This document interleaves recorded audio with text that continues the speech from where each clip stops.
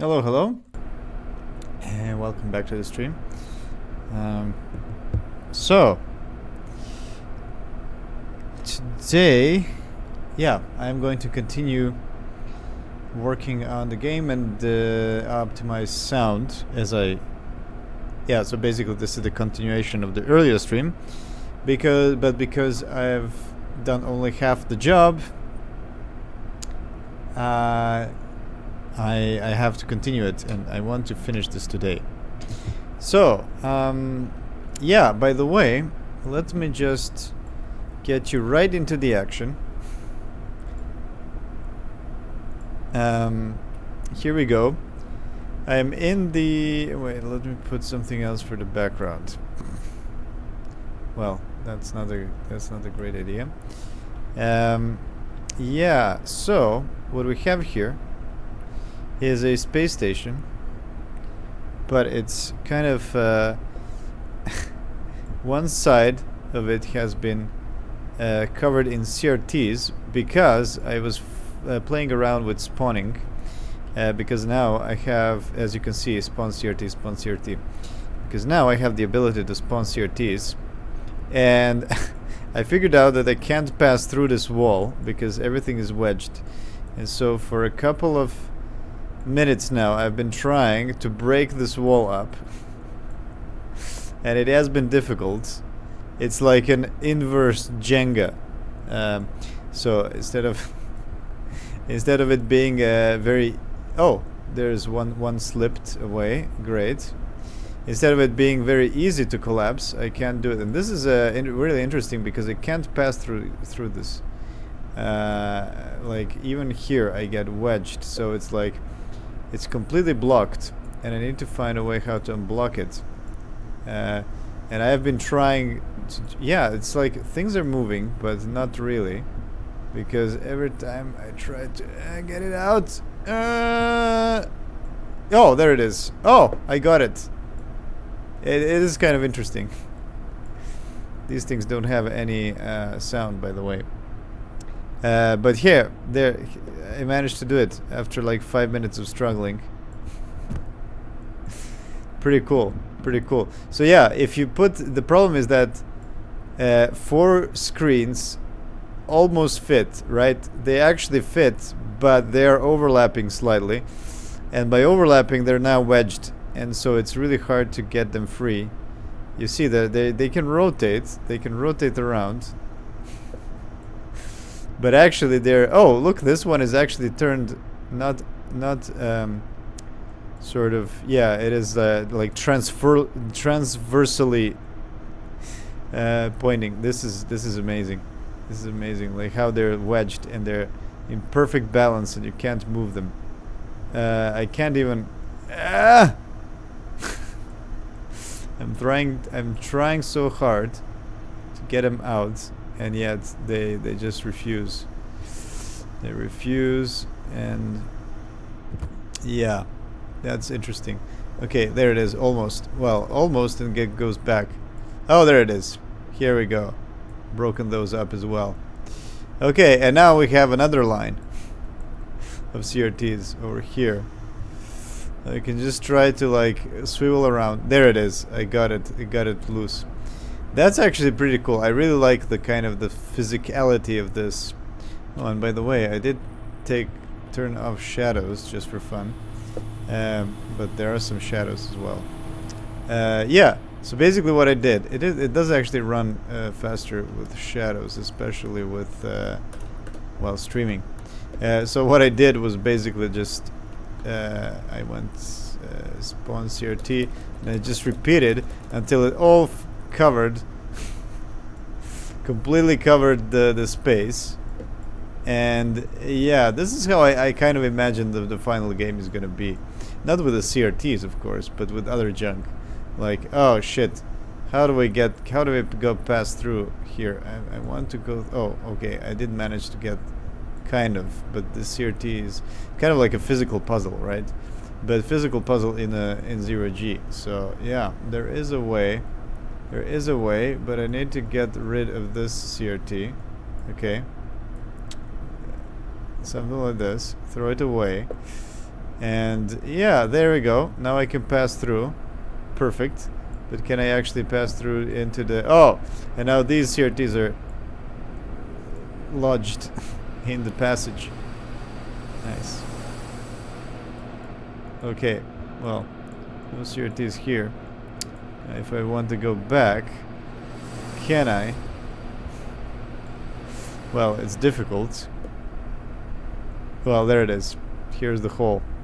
Here's the hole. Okay. Oh! I managed to break through. Nice. This one was actually easier than the first time around. Nice. Nice.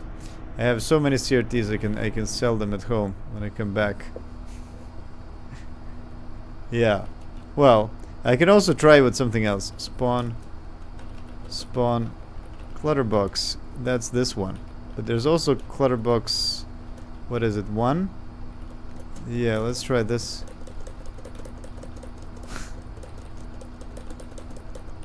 Yeah, these compared to the CRTs, I think CRTs are like 10 kilos or something. These ones are really light. These are like 1 kilo. So they don't tend to kind of create the obstacle. They don't tend to jam together. Because usually with very light things, you can kind of wiggle them and you can pull them and yeah. Oh, yeah. I wonder how this looks like from the outside. Well, now I can easily no-clip. Oh wait, what is going on? Oh no! Oh no! There's a bug. There is a bug. What exactly is the bug? The bug is null reference. What is the what is events? Oh, I don't have events. Do I really not have events in the main scene? Looks like I don't. Interesting. Okay. Yeah, I need to add that. But anyway, I can't use no clip now. Okay, let me actually restart. Let's see. Does it work? Yes, it does work. But I think commands don't work the second time around. I think they don't, because if you try to restart, yes, invalid object instance. That is because I don't actually remove objects when I do. Yeah, this is a bit of a strange thing, because also it thinks that the shadows are probably... If I go to shadows... Yeah, I actually need to decouple. Yeah, well, this doesn't work because the shadows don't exist. Okay, well, okay, let me go on to fixing these bugs. I need to add events. That's the first thing. So let me actually add some kind of a node to the top. I'm gonna call this node game. Game. Yeah, and let's actually put it to the top so that I don't need to... Oh, whoops. What have I done? What have I done? Okay, let's put it to... I need to scroll all the way up. Just a little bit of organization. It's already terrible. Okay, and should the environment be inside it? Maybe. And Earth, sunset gradient, environment control. But I think I'm actually referencing this environment. Then I have the station. Okay, let me put this into the... Okay, events. I'm gonna put events into the game. That's one thing, but I'm also going to put the console into it.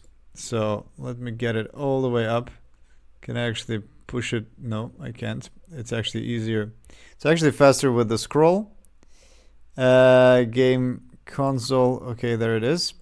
So the console, what it is that it's a console window. And it also has the commands. But the problem is that I need to remove these commands as well. So I'm thinking of maybe splitting commands. Or maybe I should add them as a little class. Yeah. Maybe I can make a little command utility. Yeah, let's go with this. So yeah, what is I didn't even introduce because I was just fighting with these CRTs at the beginning. Didn't even introduce the stream. So yeah, this is the 39th stream. And today, yeah, I want to add a few commands. So this is the this is about commands. I want to add for testing the lights, remove planet movement on keys. Yeah, I absolutely forgot to do that, so that I don't move the planet. But yeah, I should definitely add it to the command as well. And what else? Yeah, I definitely need... Oh, did it just crash? Yes, it did. Godot just crashed. Amazing. Beautiful. Wait, it didn't crash. It just disappeared. The icon disappeared for some reason. Okay, good. Anyway. So yeah, that was the console. I was just showing off console. And yeah. So basically, yeah, the game is here. Events are here. Console. Let's see. Maybe getting the events as like... How am I actually getting the instance? Instance is this. Okay, it just creates an instance. Process priority.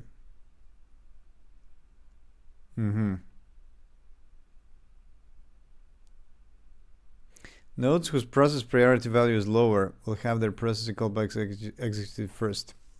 So this actually works at the end. Why did I even do this?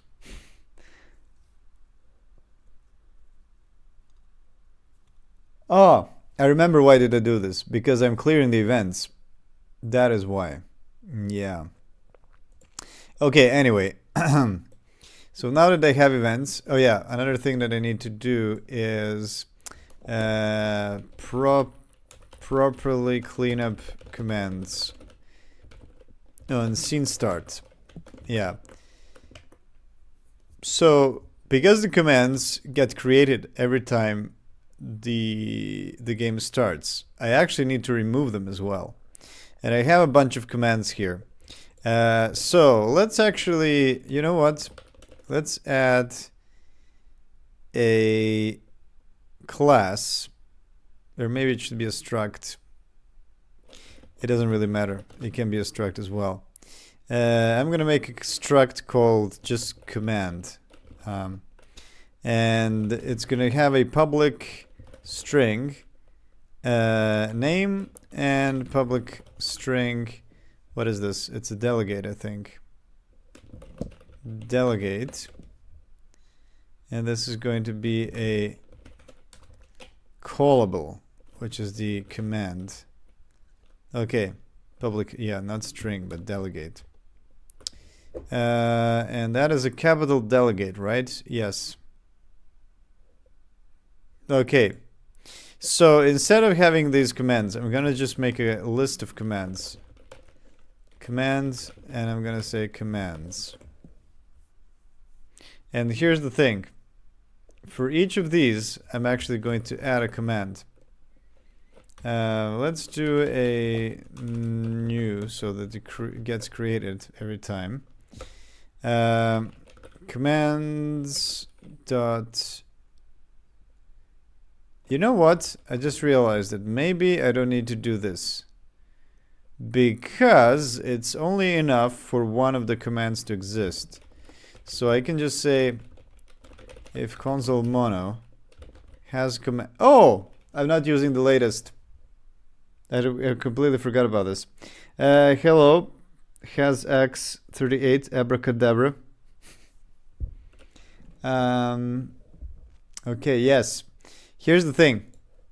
There's actually a better Godot console, which is this one. Which has a has commands. Yeah, that actually solves a lot of problems. Oh, why did I actually get out? I actually got out because I wanted to copy this. Limbspace Godot, add-ons, Godot console, and I'm just gonna copy it here. Control V. Did it work? Nothing happened. Wait a minute.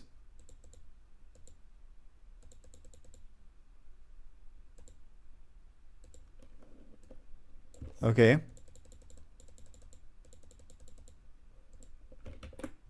There we go. Okay, yes. Now, the following follows a newer disk. Reload. Yeah, this thing is open. That's why it complains. I'm just going to build this, and it should give me. Yeah, I didn't have to leave Visual Studio. Hello, Panda Coda. Nice to see you.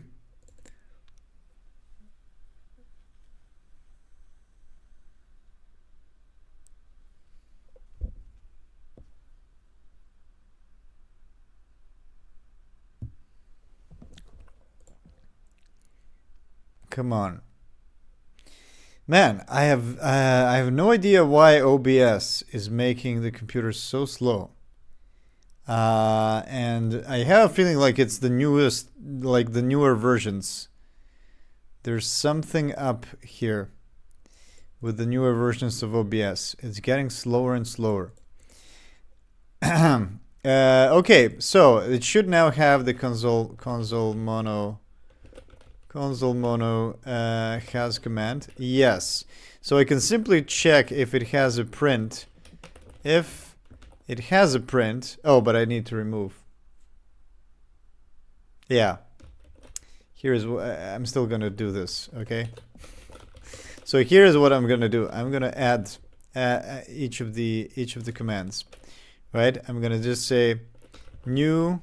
Can I do this? Can I not write command? Do I need to type in individually? Can I do this? Can I not write command? No. What does it say? Add argument name item. Oh, I see. It's for the adding. Let's make it a little shorter, okay? Let's make a constructor. Can I actually make a constructor?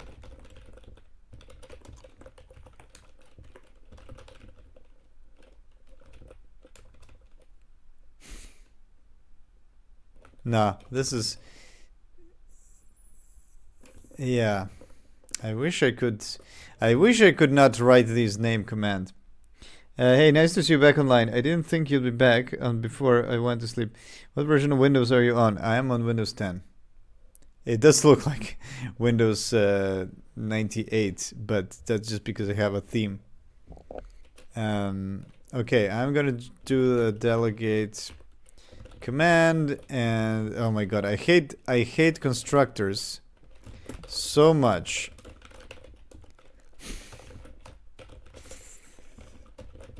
Okay, is that it? That's it. Okay, so now this allows me to write it a little bit shorter. I wish it was. I wish it had like a C++ style, you know. C++ style. Oh, you know what? I didn't have to do a constructor. Instead, yeah, I'm dumb. I could just have actually did like an add function or something. A anonymous function.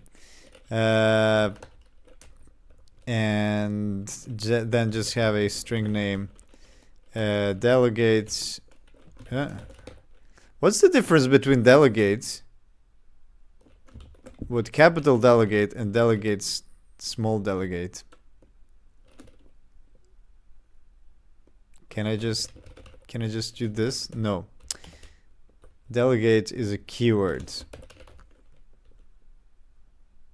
System delegate. That refers to a static method or to a class instance and an instance method of that class. So I guess it's like a function pointer just wrapped around. And delegate is an event type thing. just a weird thing that it's the same name. Yeah, and then I can do like commands, add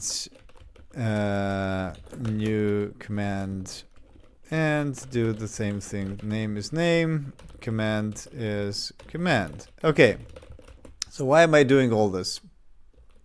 Yeah, right now, then I can just say add, and then just have this, and this, and that's it, right? Much shorter to write.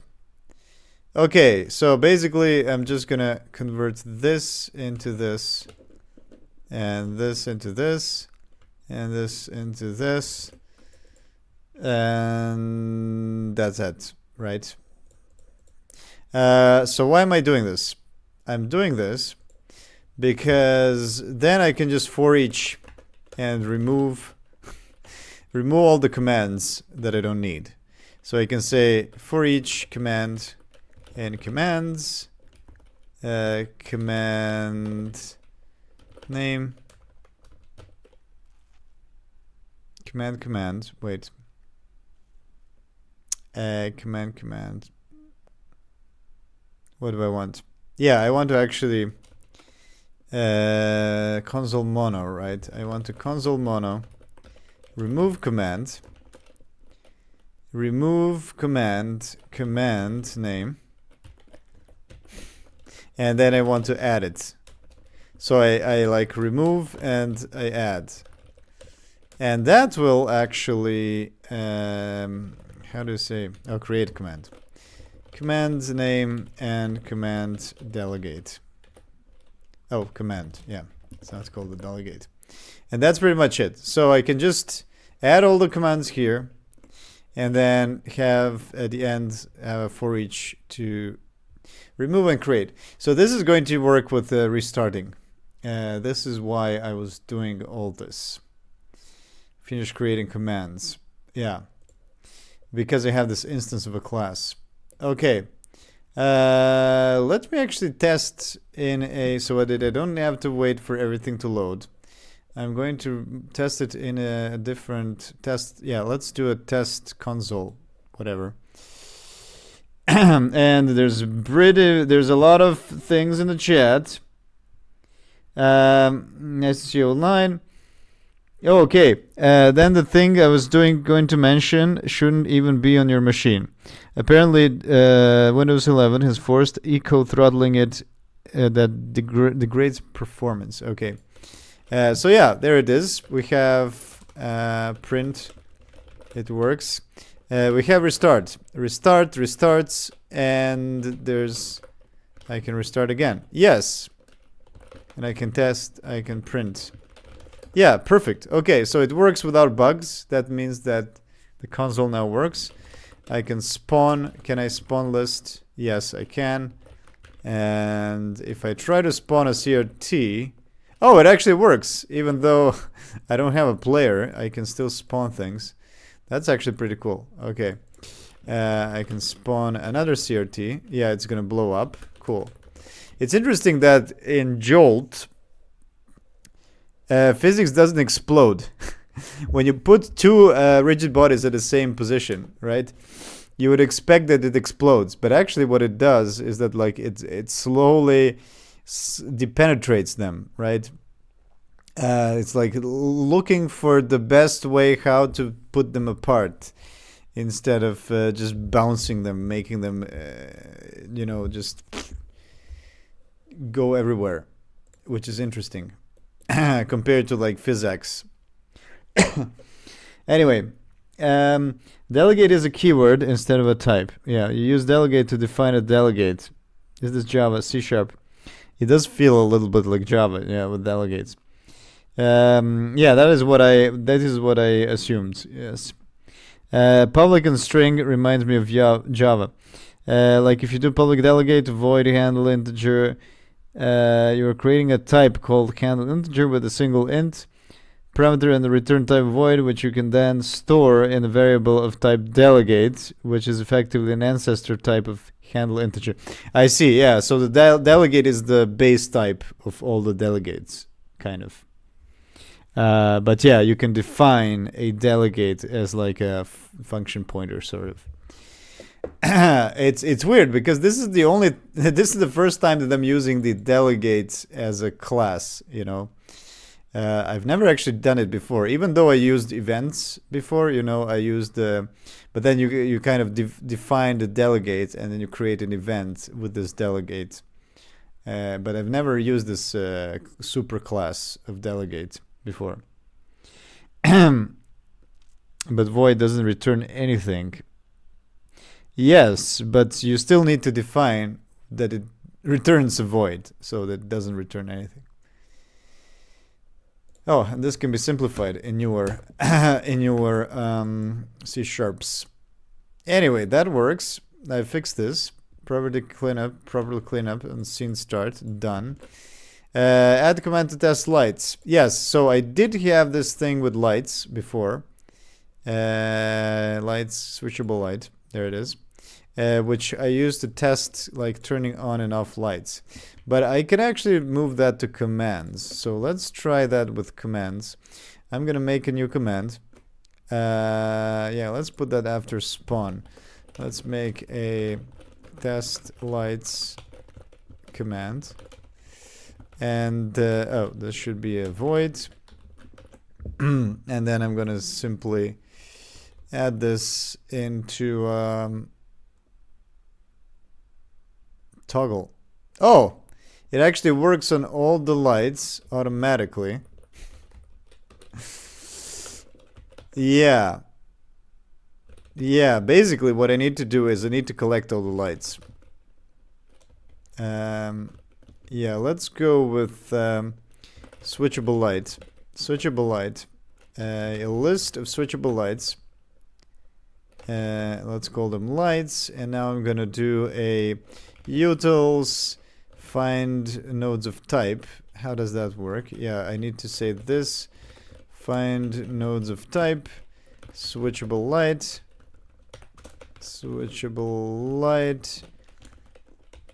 And I pass it lights, right? So that it will fill it up.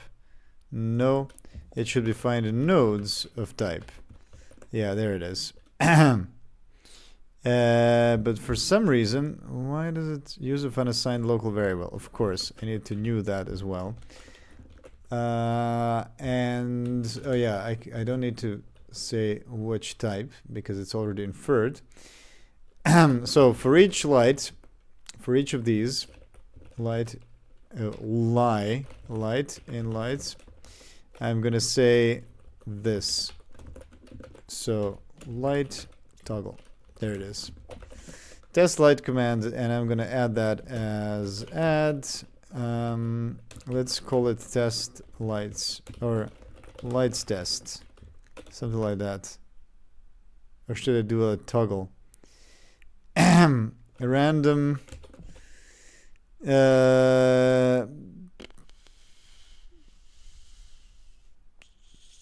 What should I call it? Lights random toggle. Something like that. Random toggle lights. Does that make sense? Random toggle lights. And I'm gonna call the test lights command. Test lights command. Here we go. So it's not gonna work here. But is it going to work in the... Yeah.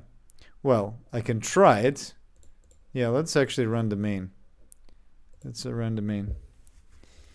I'm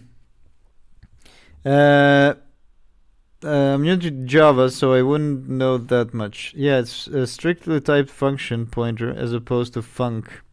It has a return type and action. Return type void.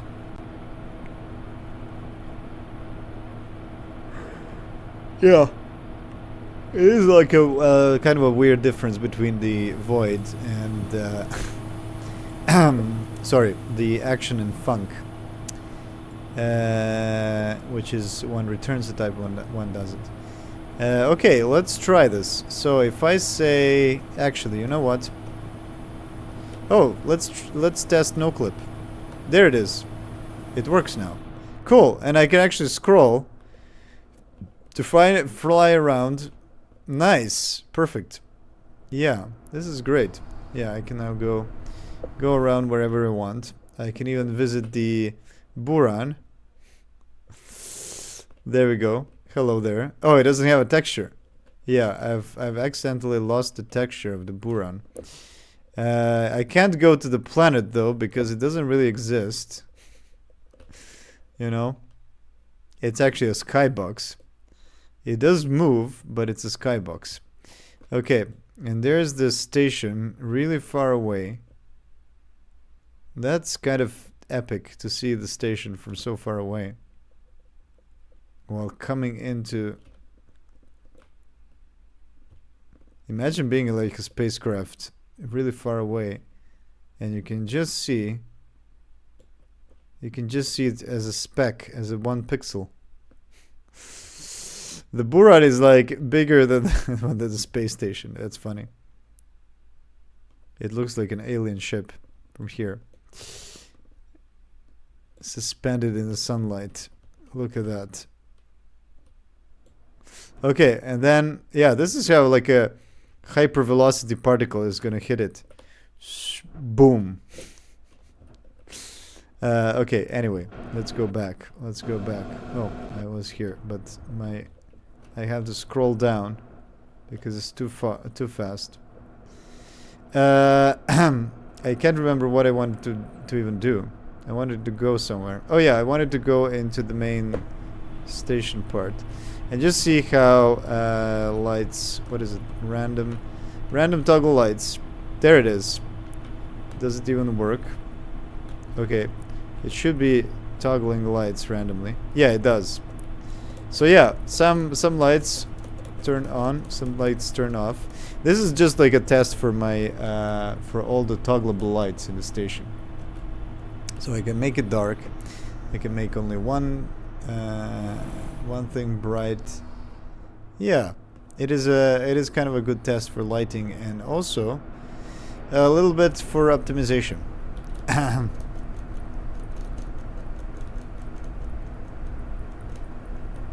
Maybe I should have like turn on all lights or something as well. And turn off all lights. Yeah, let's add those since I'm here. Maybe I should just get all lights. No, it's just 2 lines. So let's not be smart. Or maybe I can. I can just return a list of... I wish I could var this. I wish I could var a return type, you know, but I can't do that. Get all lights. Something like that. And now I'm gonna just return this. Return lights. Okay, so yeah, I can just say lights is, whoops, var lights is get all lights. There we go. And yeah, let's make lights on command. So whoops, no, I didn't want to do this. How do I stop? Okay, well, it had issues. It had issues anyway. I accidentally pressed a wrong thing. You could use that command to make lights flicker and add some detail, perhaps. Yeah, I could. Okay, lights set on. It should be set enabled. No, how do I call that? Activate, enable.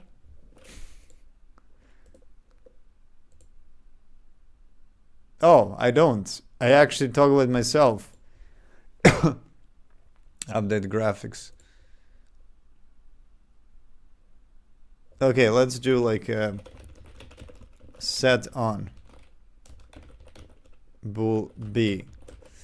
So it's gonna be like is on is B, update graphics.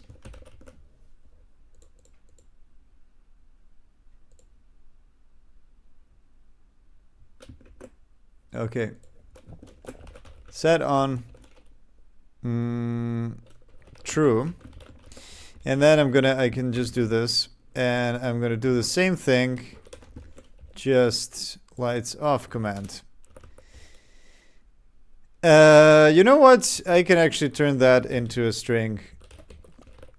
String args, and I'm just gonna do like a bool b is how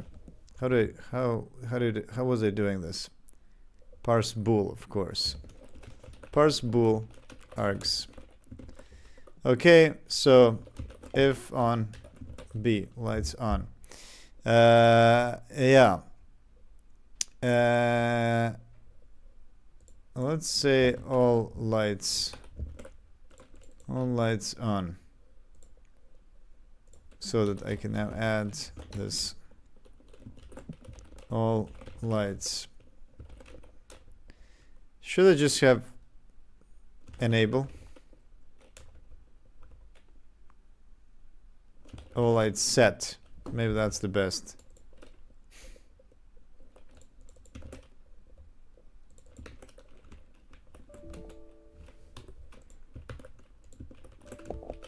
You cannot rename this element. Why?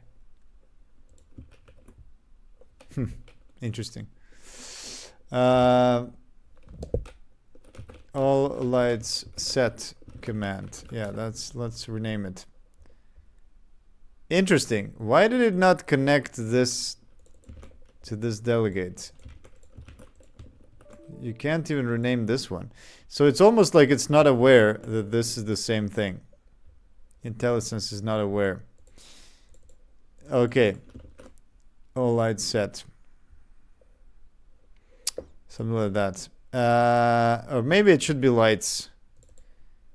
Yeah, let's actually turn this into lights random toggle. And lights set.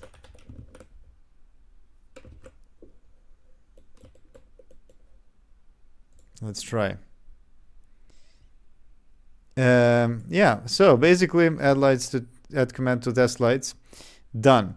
Remove planet movement and keys. Yeah, let's make sure that the planet doesn't move. I think it was actually in Earth. Earth. Do I have process? Yeah, there it is. This is actually the key axis. And this should just be game. Game key axis. And I think I've basically done it. Key axis raw. Yeah, let's actually cancel this. I'm gonna remove this one. Oh, I did have this bug again. Unfortunately. Yeah, and now because I have the game, you know what? Yeah, maybe I can just take this and I can say final references. Oh, wait a minute. This is the key axis raw. Okay. Let's try to look for this. Key axis raw. Key axis raw. You know what? I'm just going to look for these. So key axis raw.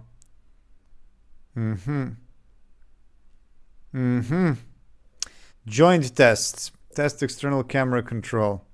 Okay, these are just tests, so it's not important. Is key down. F11. I should actually remove that, probably. This is command. This is for input. This is for actually turning on the is key down. Connect to. Test connections. Yeah, I don't have that anymore. Create viewport. What a hell? This is something that I use for testing. Video receiver. Yeah, this is something that should not be here anymore. And that's pretty much it. Okay, is there any ups? No. Mouse downs? No. Mouse ups? Yeah. This is end interaction. I'm gonna leave that one. Okay, so what have I done in the utils? I've done nothing. Why did it... I don't know. Anyway. I can't even remember what the test connections were. Oh, test connections was for testing the electrics. Yes. Yeah, there was a bug here, so I'm just gonna stop this. And I'm gonna restart. Hopefully... this is going to restart and everything is going to be fine. And then after this, we can finally move on to optimizing audio.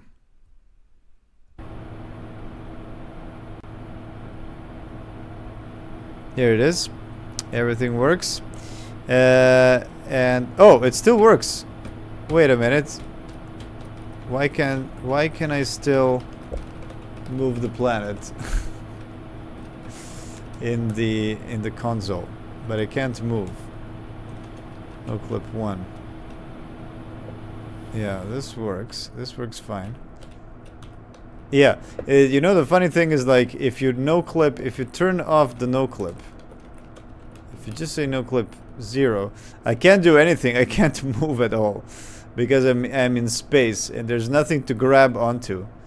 There's no force that I can act upon. So I'm just gonna be here forever and not be able to move. So yeah, no clip 1.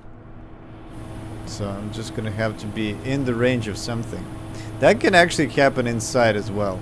Like if there's nothing in the range, you don't have what to grab. But yeah, hopefully this I have this here. Okay.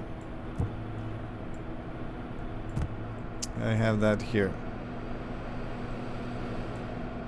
Okay, so V not working anymore. But yeah, why does this thing still happen? If I've changed it. If I've changed it to use the game. Enviro. No, it's not. Oh yeah, let's actually remove the F11.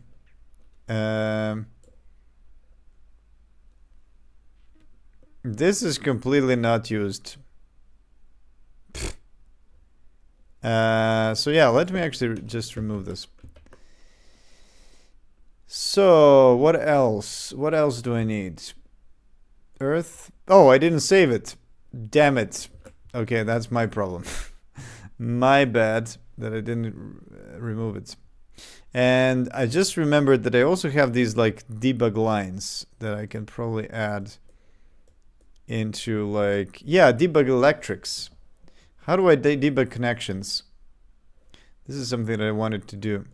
Yeah, okay, remove planet movement. That should be done, but I'm going to test it next time. And add debug electrics to command. Okay, so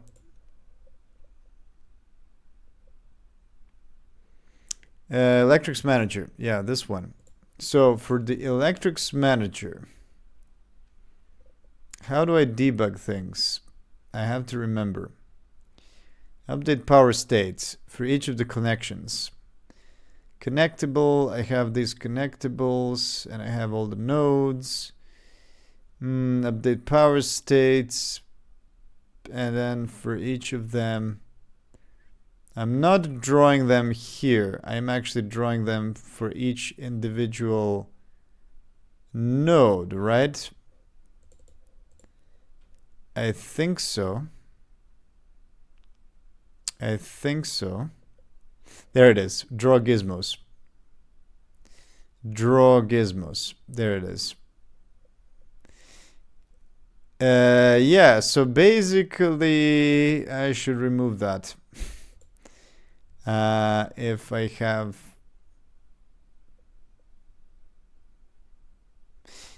Yeah, let's have a static. let's have a static for that. I'm gonna just have a public static, or should I do it with the manager? iConnection manager. Yeah, I can actually move that into the manager, electrics manager. You know what? I can move that into the interface itself.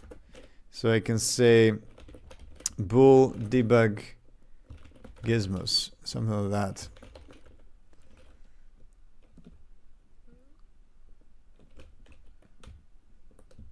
Let's call it draw debug lines.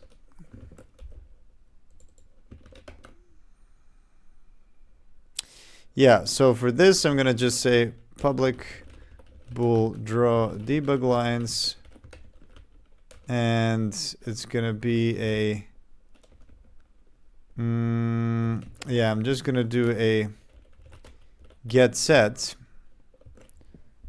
auto property. So then I can, in this thing, in the electrical node, I can ask if manager dot draw debug lines. Oh shit, but the manager might not exist. That's the problem. That's the problem.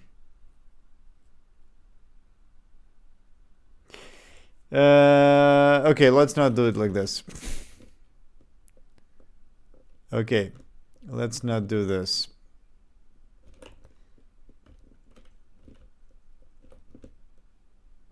Yeah, instead, I'm just gonna keep it. I'm gonna keep it inside here. And I'm just gonna say, oh, electrics manager. Yeah, I could just keep it inside the electrics manager. I'm just gonna have a public static bool, and I'm gonna say draw debug lines. And it's gonna be true by default, so that I can see it in game in the editor. So for each of the electrical nodes, I can just say now if manager, but not that manager.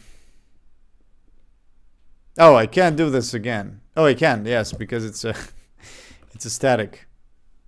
So, but I'm not gonna go with the instance. I'm just gonna say electrics manager dot draw debug lines. There we go. And now what I can do is I can make a command, which is gonna add electrics debug, and I'm gonna say electrics debug command. Okay, and I'm gonna have a public void electrics debug command, and I'm gonna have args. It's gonna be this thing equals not this thing, or no, it's gonna be B, and B is gonna be this. That's the simplest thing. So yeah, let's actually test it, but I don't have any debug lines here. I need to go into my debug. What is it? What is the name of it? I just close it.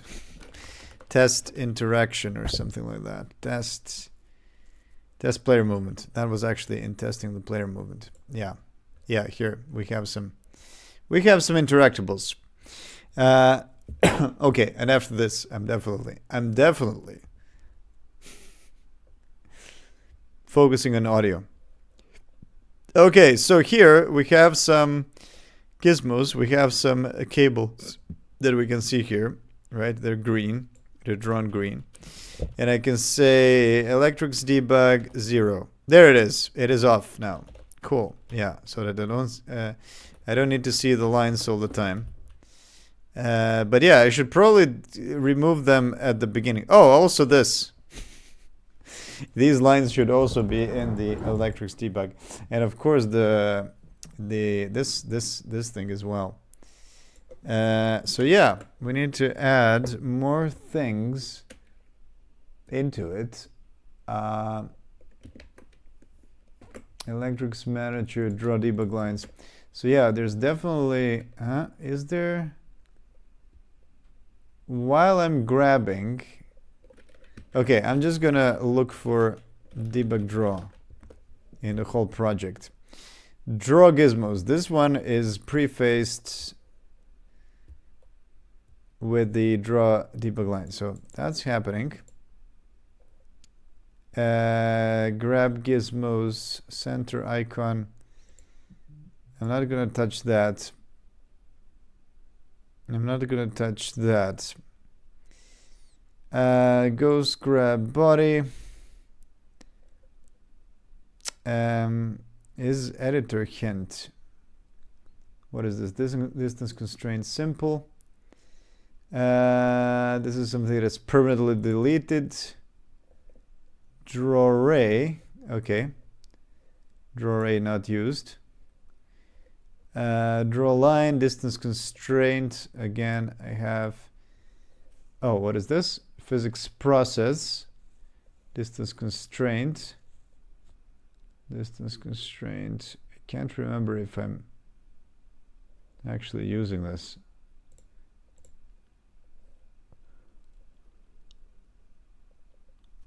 This is still the distance constraint. Yeah, it is. Let's skip this for now. I have some circle drawing. What is this? Find slot. Yes, this is for slotting. This is for slotting. Slottable. Yeah, let me actually else draw line. Draw line.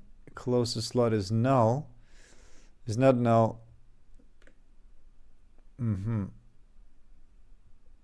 Disconnect. Yeah, I definitely need to preface this one. Electrics manager. I'm just gonna use electrics manager for this for now. If electrics manager, do that. Okay, and if do that. What happened here? It's not formatting correctly, probably because this needs to be there.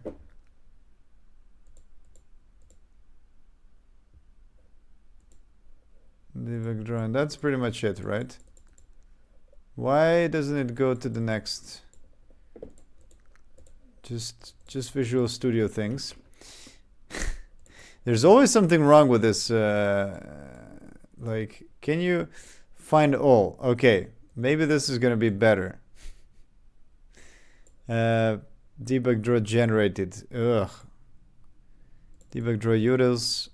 Distance constraint. Electrical node. These are all prefaced with. Yeah, that should not even happen. Let's see. Draw gizmo. Yeah, those are all inside draw gizmos. Power consumer. Yes, power consumer should also have electrics manager. Draw debug lines. What is going on? Okay, and I'm gonna take this and I've copied everywhere. Slottable. Yes, slottable. I've made it. Okay, grab gizmos. Grab gizmos. Grab gizmos. Okay, that's pretty much it. Then power consumer. And what about the battery? Where is the battery? Electrics consumer. But the battery also had a special thing. Capacity. Oh, that's for the capacity. Yeah, if it has a capacity more than 0. Okay, so hopefully this is it. And I can finally move on. Remove planet movement and keys. I think that is done, but I'm gonna have to test.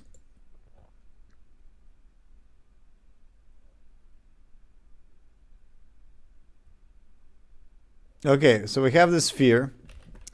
Let's say electrics debug 0. There it is. We don't see it anymore, and we don't see this anymore on when you holding an electrical socket, electrical plug.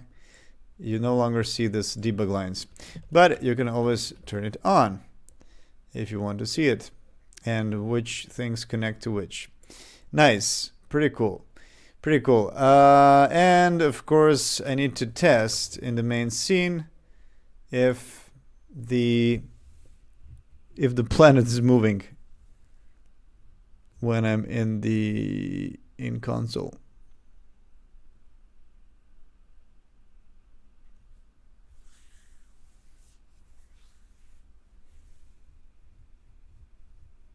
And it's great. Reload. Again, this problem. Again, this annoying problem that I can't explain.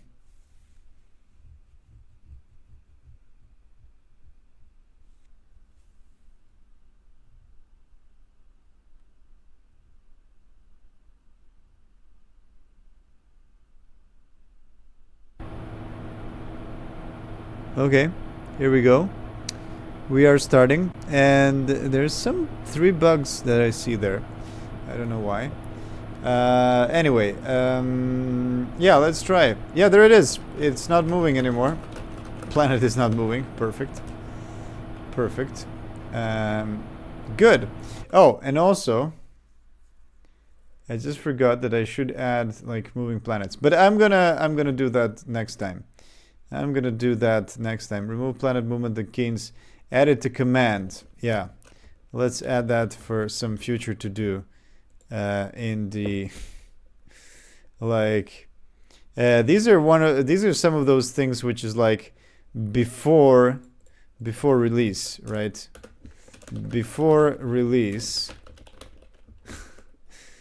Add it to command. Well, what? Add moving planet to a command. Okay. So yeah, so that players can't just like move the planet at a whim. Okay. So remove planet movement, done. Debug electrics, done. Oh, yeah, of course, since I'm here, I should make the make electrics not visible. Make electrics debug lines not visible by default. Yeah, in a build. Okay, so optimizing sound. Okay, so what is the problem? I'm sorry, I've been doing this for like 1 hour. And if you came here to see me optimize sound, I'm sorry for delaying it for 1 hour. But yeah, I'm glad that I've done these things. Okay, so here is a little bit of a problem, right? The way I implemented sound right now for buttons, right? Each of the buttons has a sound. And I don't know if you can actually hear it, but if I go into what is interactions, test interaction, interact test, where can I find this? I think it's actually this one, light fixtures. Yeah, in this one I actually have a test of everything. I have the test of some buttons and the camera. And you know what? I should actually remove this because I moved this into a dedicated can operate nodes from foreign scene. Okay. I'm gonna remove that because this panel camera control shouldn't exist because this is only for testing lights. This is exclusively for testing lights and not the camera.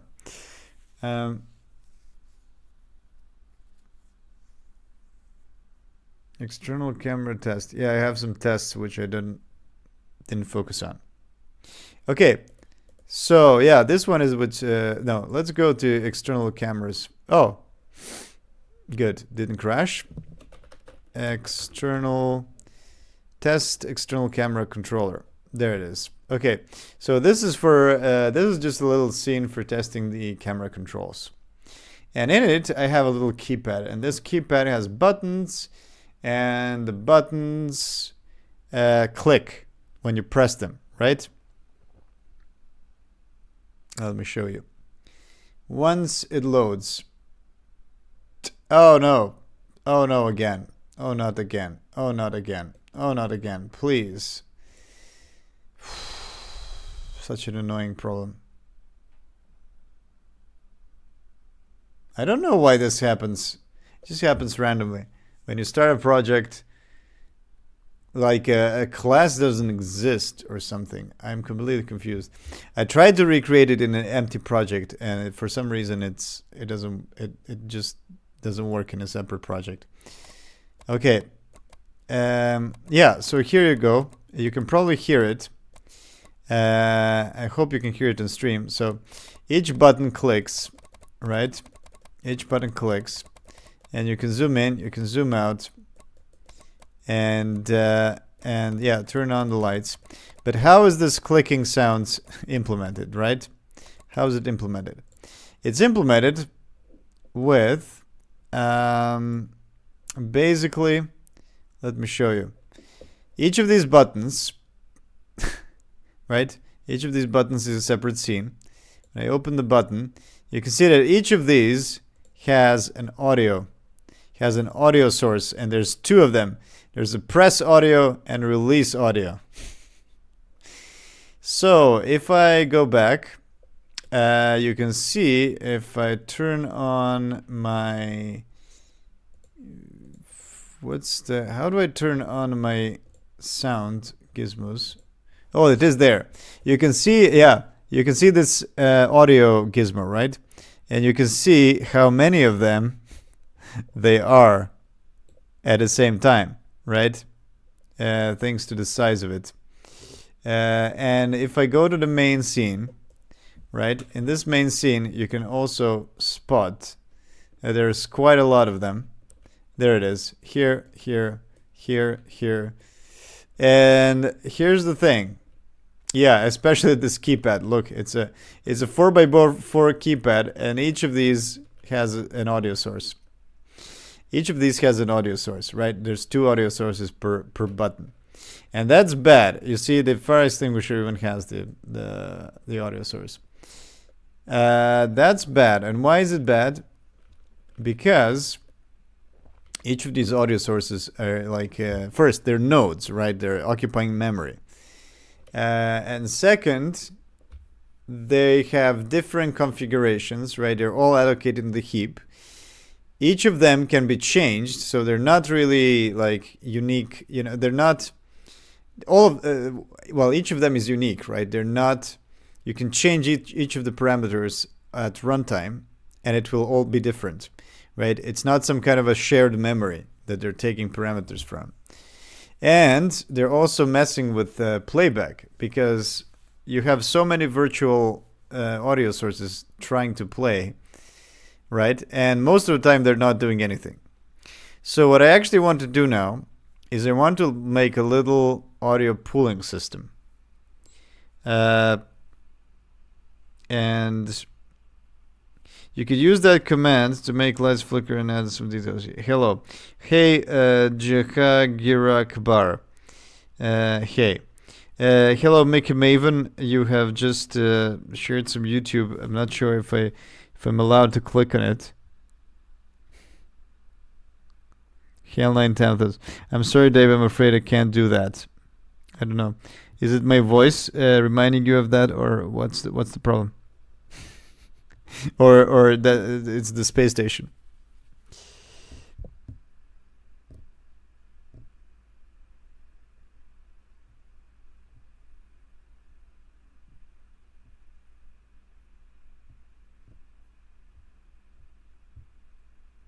The camera was looking at me funny. Ah, I see. Okay, anyway. So yeah, what I actually want to do is I want to optimize the audio, and this is the same kind of in a similar way that I've already done in Unity. And if you go to my GitHub, you will find a little utility that I have. I call it the N audio. What if, can I find it? Naudi. It's not Naudi, it's Naudio. Yeah, there it is. It does actually show up. So if you go into this one, you will see that it's like a little extension that can give you the power to play audio from like a single line. You can have one shot. I even have looped sounds. Yeah, I've even forgot that I have looped sounds. Single multiple clips. Custom parameters, pooling, spatializer support. I have the spatializer support, but I think the spatializer has been deprecated by Unity in the meantime. I literally can't live without the script. Yeah, I'm basically using this N audio script all the time in my projects. So basically what it allows you is that you have this one line, right? Audio clip.play, and then you just play it, right?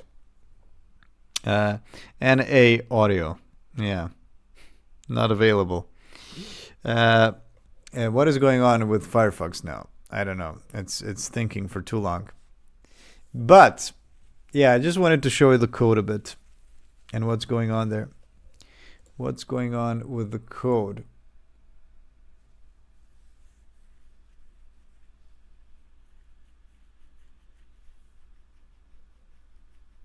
Come on. Come on, you can do it, computer. Come on. Oh, it's gone into this full screen mode again. You can do it. Okay, there it is. So yeah, basically, if you define this pooling, which is defined by default, I create a source pool of audio sources, right? And so if you don't have pooling, I just create and destroy audio sources on the fly. And what I do is when you say, yeah, I initialize the pool at the beginning. Oh yeah, I have this runtime subsystem registration. I even forgot that this is how I do it. When I create a pool, and then I just use that. Yeah, basically, I create a pool of a certain size. And is the size actually? Oh yeah, I am using 50 sources. That is still quite a lot, actually. That is still quite a lot.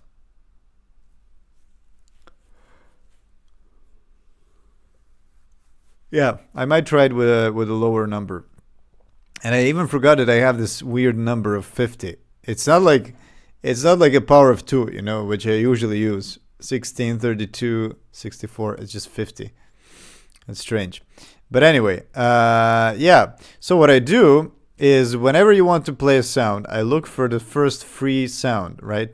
I say, okay, is this being used? No, it's completed, it's playing, it's not playing. Yeah, I found a free source, and then I simply say, okay, well, take this source, put it in a position that you want, attach it to a certain objects or whatever you want to do, and play, right?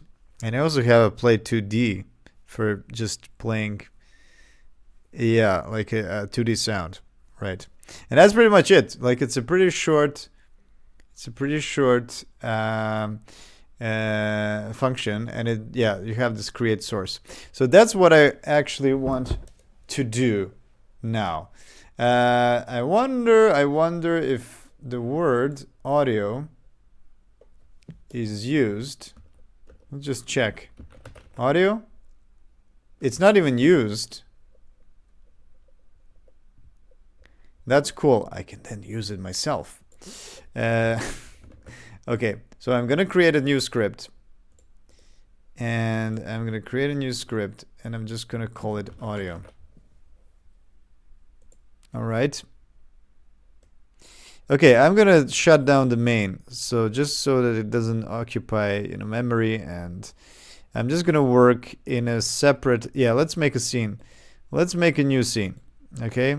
Just for testing the sound. And I'm gonna call this one a scenes. This is gonna be test audio. Okay, there we go. And first thing first, I'm gonna add the sun. I'm gonna add the environment so that we can see something. And that's gonna be it for now. Oh, and I should actually add a camera as well. Camera 3D, there it is. It's in the middle. I'm gonna pull it a little bit. There it is. Okay, so what I'm gonna do here is, yeah, I should have a testing script as well. And I'm gonna make a new script that's gonna be called test audio, and it's just gonna inherit the node test audio. Okay, so I have these two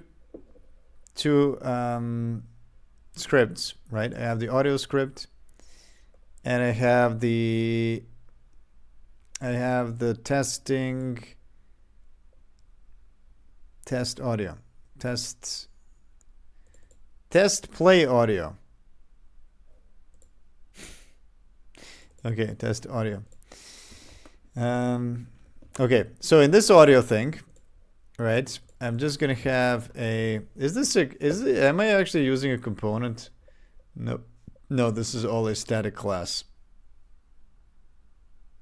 That's all a static class.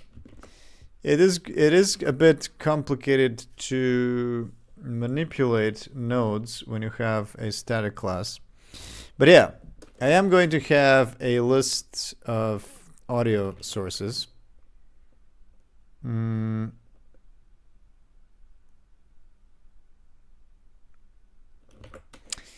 wonder if I should use a queue or a list.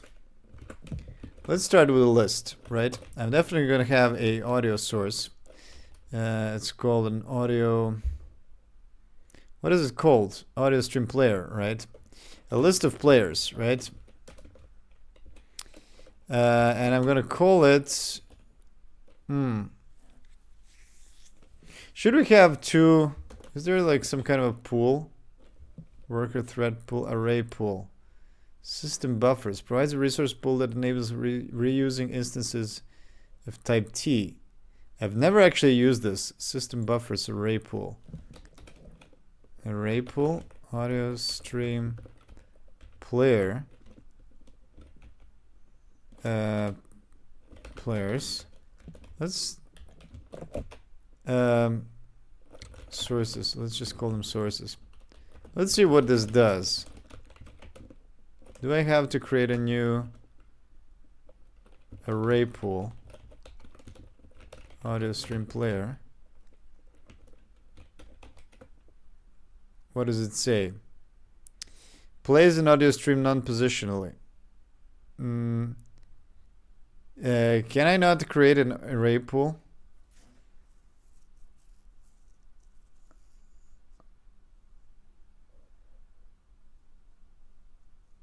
Cannot create an instance of the abstract type. Oh, it is an abstract type. Okay, let's Google array pool. I've never actually used it.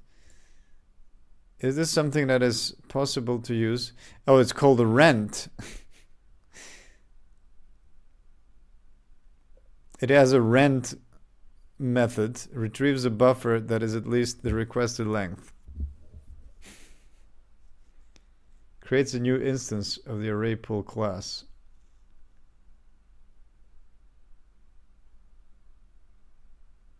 Is there any kind of using array pool class to rent and return buffers using the rent and return methods? Return buffers.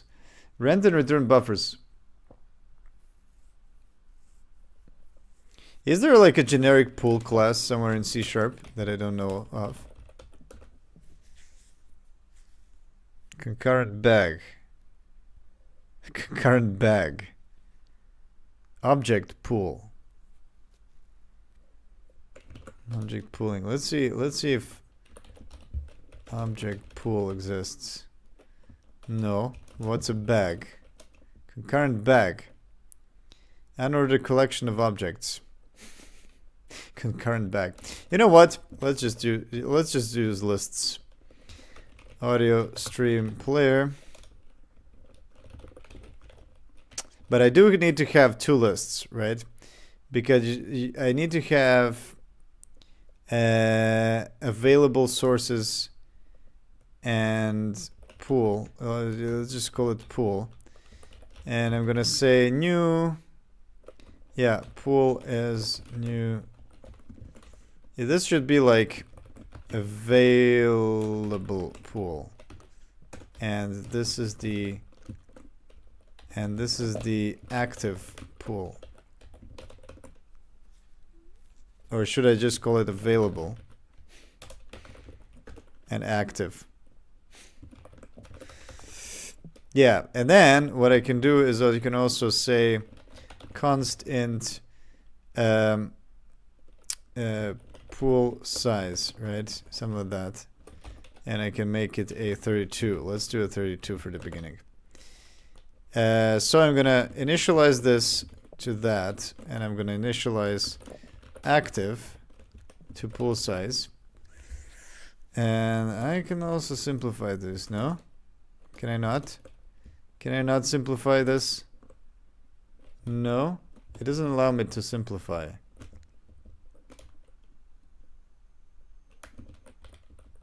No, it is possible. It just IntelliSense is broken. Something has happened. Something has happened with IntelliSense. But yeah, this is actually possible. Cold every frame. Okay. So when I say public void play, right, I'm gonna have some kind of a position as well. Position. So play at the position. Play with a volume. Right. And I'm gonna play with a pitch. Or maybe I should randomize a pitch. I don't know. Play with the pitch. It's gonna be 1 by default. And then what I do is I say, I go through each of the pool, you know what? I'm thinking that maybe Godot has it already. Audio pool. Audio stream randomizer. Wraps a pool of audio streams with pitch and volume shifting. Yeah, but this is not, this is just a randomizer.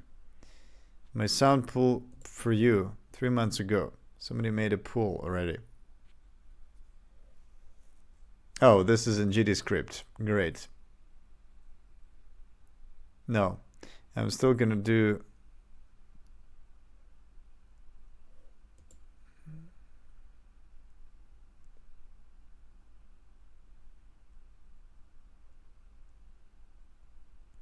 Yeah, let's just do a pool in a classic way.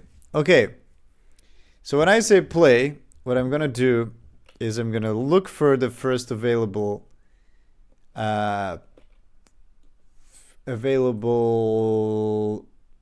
right, for the first available thing. I'm wondering if I should go from the back.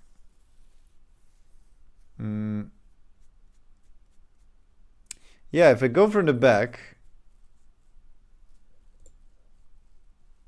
I can have a little int that says a head. Then I don't need to shift anything. Right? I can just say head is pool size, right? Pool size -1, because that's the one that is available. So I'm gonna say available. Yeah, I have to check if head is not 0, but available dot remove. Can I actually remove at removes the element? Yeah. And then does it return? No, it doesn't. Okay, so basically what I'm going to do is I'm going to take a head, available at head, which is going to be my source, right? And I'm going to add that into the actives. I'm going to say active add source, so that they know that these are active. But how do I clean them up? Do I just check? Oh, I don't do this actually. I completely forgot. What I'm actually doing is I'm going through each of them and I'm checking. Yeah, because next time I play, I need to go through the sources and check.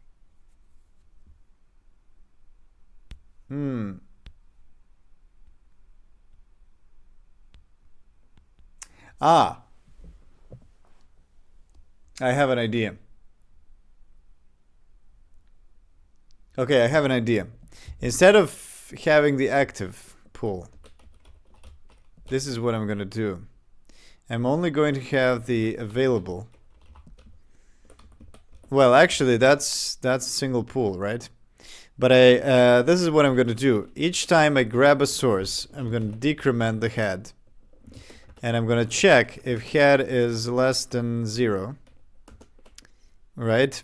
If left head is less than 0, then just make head a pool size, right? But I'm going to... Yeah, that should happen on the end. -1, of course. So there we go. I get the available.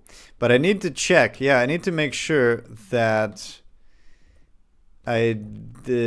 while source is playing. Is there playing? Playing, yes, if true audio is playing. Yeah, basically I need to check if it is playing. And if it is playing, or maybe I should do a do while, right? If it is playing, then I decrement. Oh, well, I need to do this once. Head minus minus, right? And then I need to grab another one. I need to grab another one. And then I'm gonna decrement this thing with a minus minus. And of course, every time I need to make sure, so I'm basically doing this thing twice. I'm first doing it and then I'm checking. But yeah, this can definitely be done better. Instead of repeating this. It will be great to do this. Oh, do this first time and then go back. Can I do a block? No, I can't. Do while. Oh no, wait, I can, right? Because it comes at the end. But the problem is that I can't put a variable. So source is gonna be null.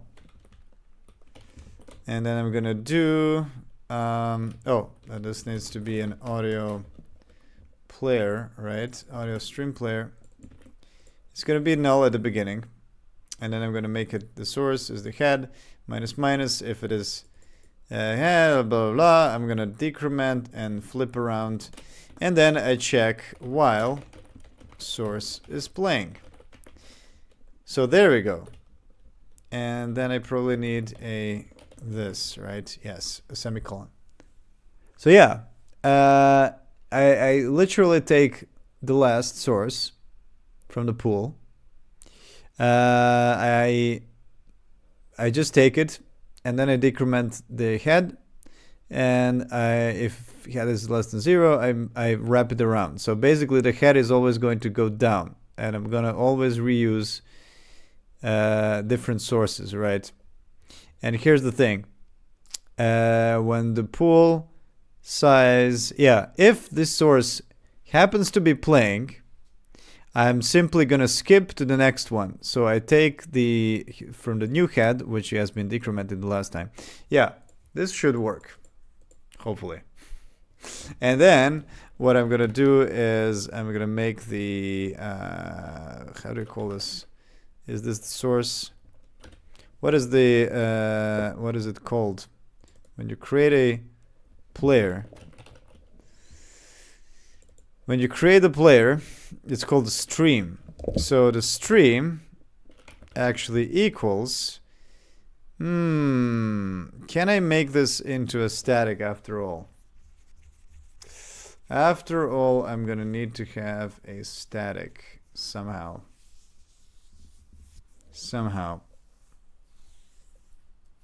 Okay, so I'm not gonna do this as a node. Instead, I'm gonna keep this. Okay, here's the thing. I'm gonna make another script. I'm gonna call it the audio pool. So we're gonna have two scripts. Or no, I'm gonna rename this. I'm gonna rename this one to audio pool. Okay. Audio pool, and that means that this is broken. Audio pool. Okay, I'm gonna have to rename this to audio pool as well. But then I'm gonna have a static class, public static class, audio, where I'm gonna put display. Okay. And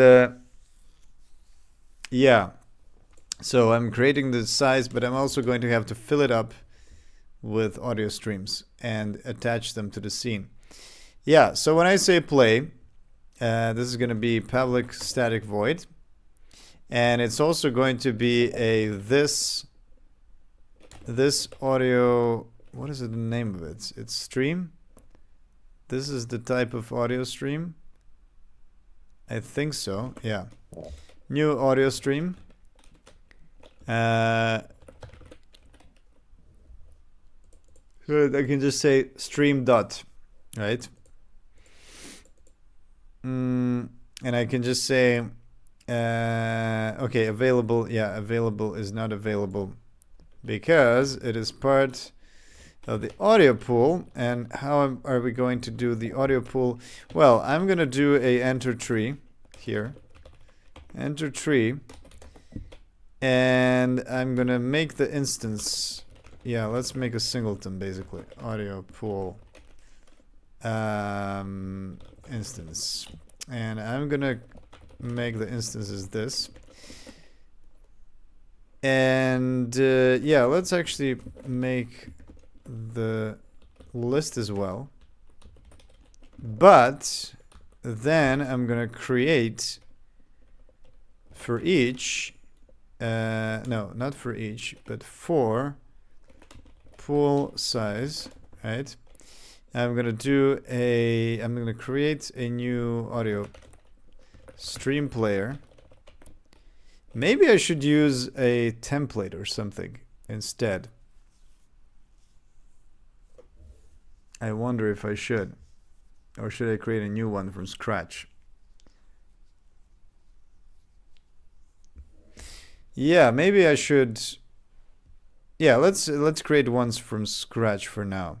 So I'm gonna instantiate this instantiate audio stream player, and this is gonna be the parent is gonna be this, and deferred if it should be deferred. Sponsor node of type if parent is null, it will be set deferred to true if called from ready. It is called from ready, so I'm gonna make it deferred. And I should return, so I have a source, and then I'm gonna just add to available add source. There we go. So we have a bunch of sources which play nothing, which do nothing. But then I'm just gonna grab this pool. I'm gonna say audio pool dot instance dot available, and yeah, this is also audio pool instance. Oh, maybe I should have like get next here. Public audio stream player get next available player, something like that. So I can move this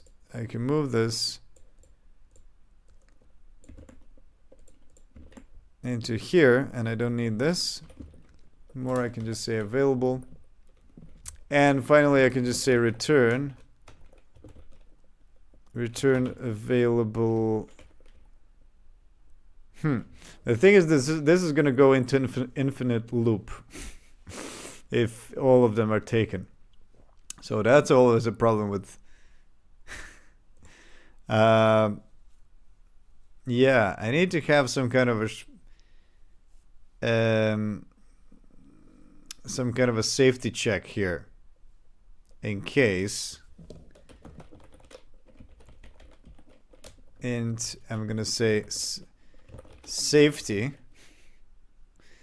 and we're gonna do like a pool size. Okay, so this is gonna be decrementing every frame, and I'm gonna just check if source is playing or safety.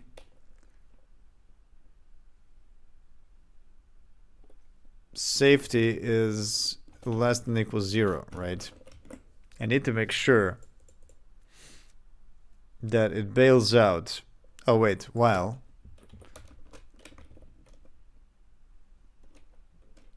source is playing and safety is more than 0, right?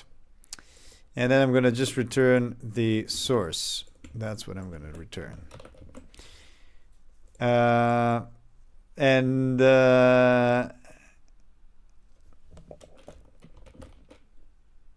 If safety is less than equals 0, I'm gonna make a little error. Push error, and I'm gonna say too few clips. Too few audio players, something like that. In a pool.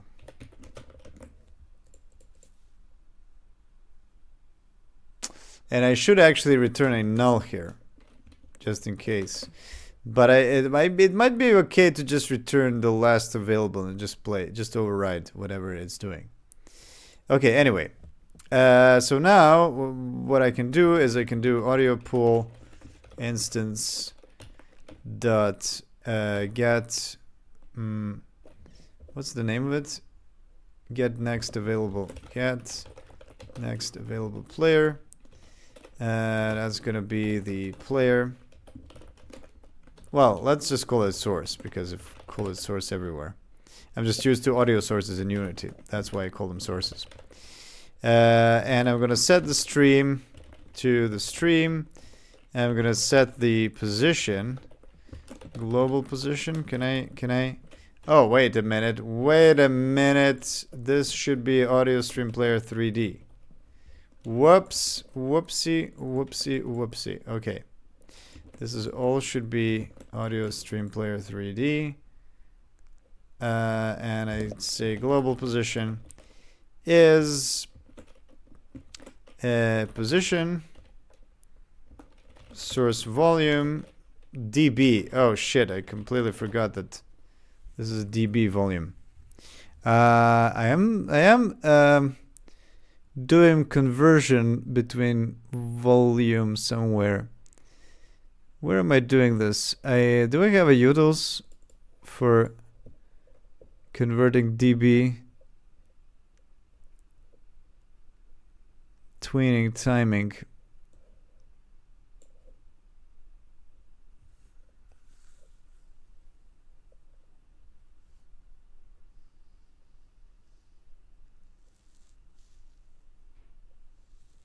Physics, raycast.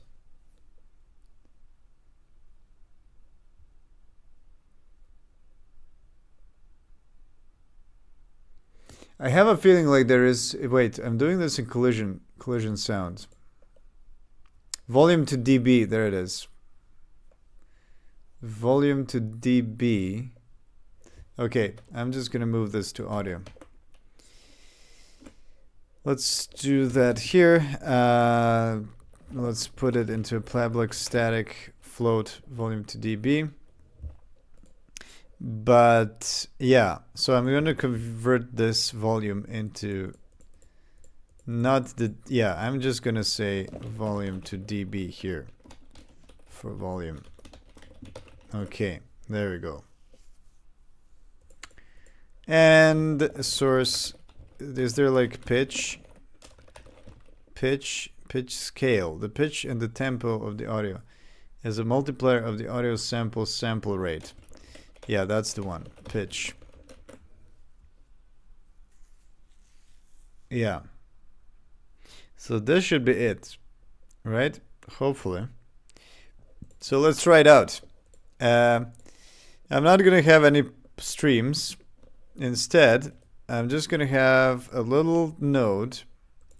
A little node with just a, not a metadata, but this is gonna be an audio pool. Okay, in this audio pool, we're gonna be hello, I'm new here. Hello, Mulgars. You're making a space game. Is there anywhere I can read about the game? There isn't. Because this is actually started as like a jam game for Ludum Dare. And then it just went on for like more than a month. Now it's like 1.5 months. Or maybe even 2 months. I don't know exactly. But yeah, I haven't actually written anything about it except for the tweets. You can look at my Twitter. Not get Twitter, my Twitch name. But go to Twitter and just looking through my history. And I have some videos there. That's pretty much it. Or you can see my YouTube as well. For the previous streams. But yeah, I don't have any promo material or anything about it yet. I'm sorry about that. I will write down something in the coming days. Okay. Pitch scale. Yeah, so let's make a little test. Did I have this test audio thing? Test audio. Okay, so let's put some streams here. I'm gonna do export and I'm gonna say audio stream stream 1 and whoops and stream 2. Let's have just 2 streams. And what I'm gonna do is I'm just gonna say if events key down, get key down, key, what is it? Yeah, let's just do A. If get key down, I'm just gonna say audio dot play stream 1 at position vector 30 volume 1. Okay, and then I'm gonna say if I press whatever, I'm gonna say space. If I press space, play stream 2. That's basically it. That's my test. This is my test system. It's beautiful. Okay, let's build all this. And I am also, yeah, this should be the audio pool. Okay, let's rename it audio pool. And I'm gonna make a little node, another node, and I'm gonna call it the test audio. Okay, so the test is gonna do what? It's gonna do a test audio, and let's build it so that we have the access to the exports.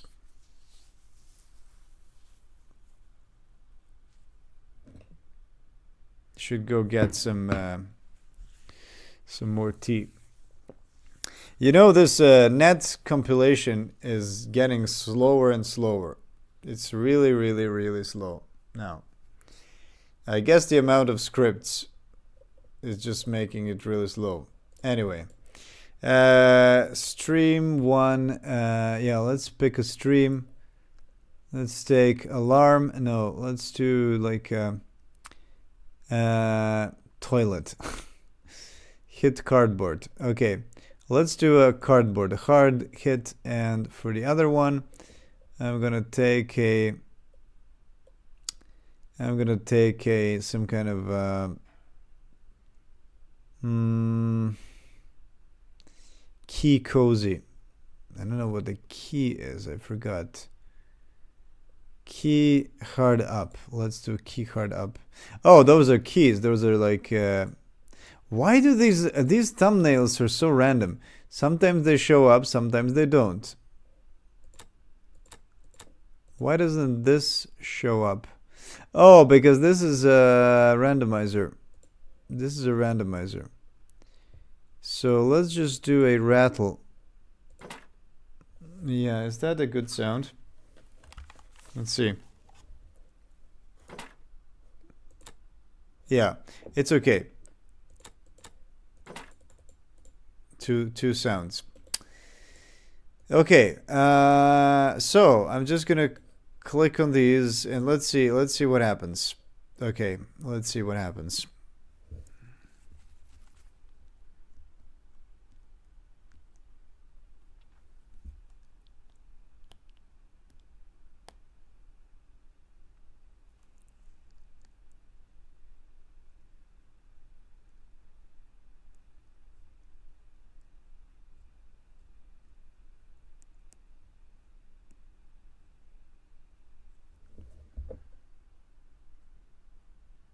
Oh, fuck, again.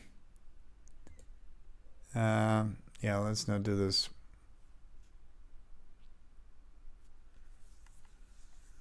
So even if I don't have the console, it still pops up.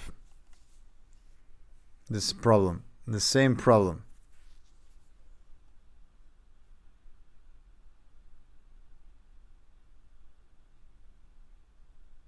Damn it, why is it taking so long? What is going on? Did I... Oh no, it's again the same problem.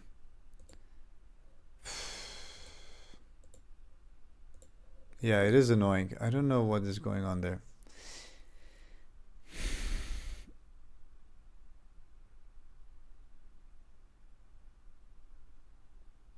And I can't even find the source of the bug. You know, this is the worst thing. Okay, there. And suddenly it works. For some reason, sometimes it works, sometimes it doesn't. Okay.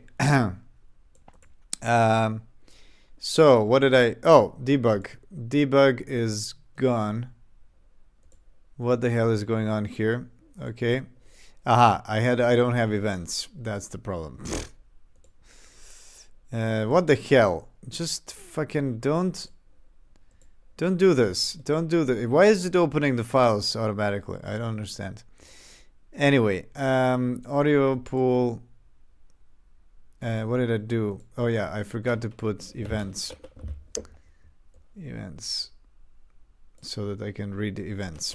Okay. Hello, Notex 47.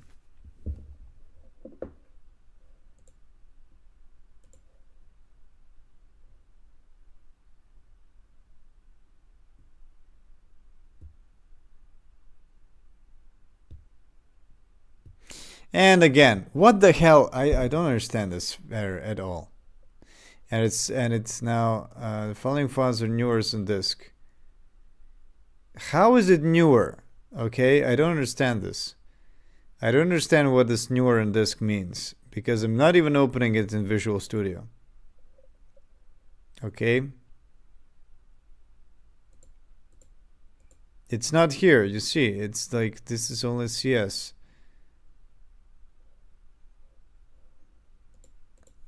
Resave. If I say resave,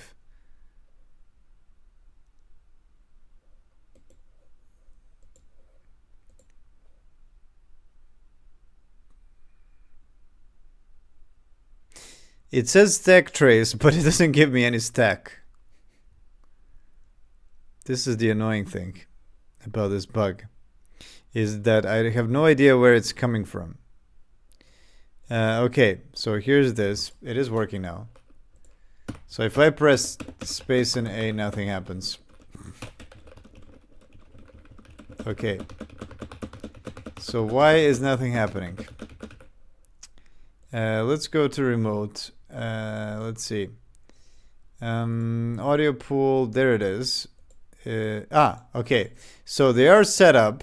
They're just not playing. And why are they not playing?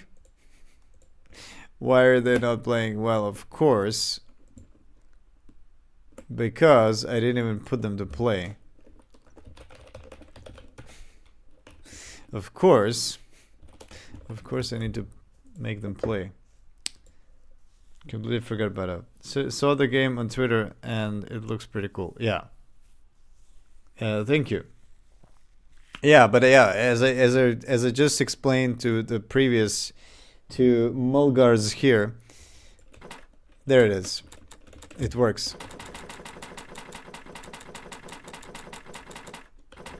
I can press A to have this rattle, space for the key,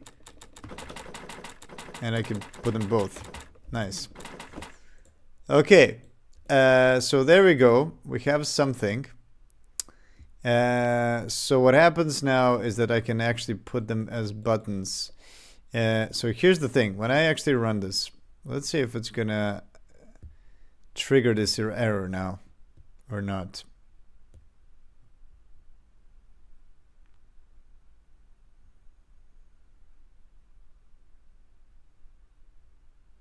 Come on.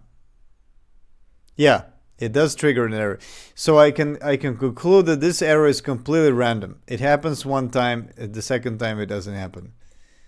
And for some reason, I have no idea what to even, like, where does this come from? There's no drop down, there's no other information. It just says this. At function what? At function colon? And nothing is there? I'm just completely confused with this. I have some MS build problems. Is declared but never used. Unreachable code.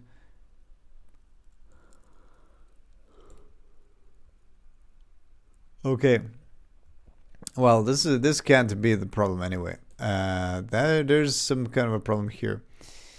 Parser error. Could not find type. Parser error. Could not find type console command in the current scope. Parser error. Could not find type. Could not find type in the current scope. Godot. Could not find type.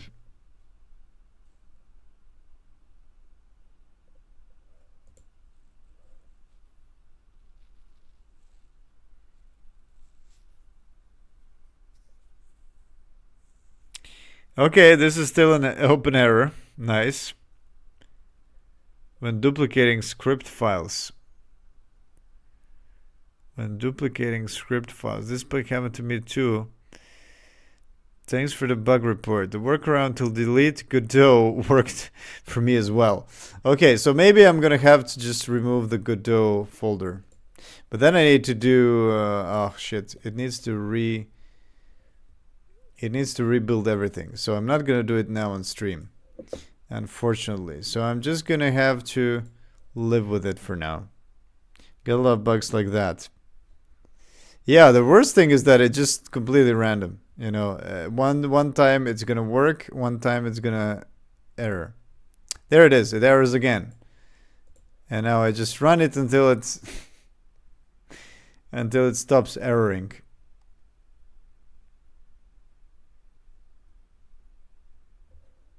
Okay, there it is. It stopped erroring. So yeah, it just works fine. Yeah, I just wanted to check in the remote, right? Because you can see all of these audio streams that are completely inactive. But yeah, at least there's not 1,000. Even there's 32 of them. There's not 1,000 of them, which is good. Okay. So, is there some... I wonder if there's actually some way to make them not part of the... kind of unload them while they're not doing anything. But I'm not sure if you can do that.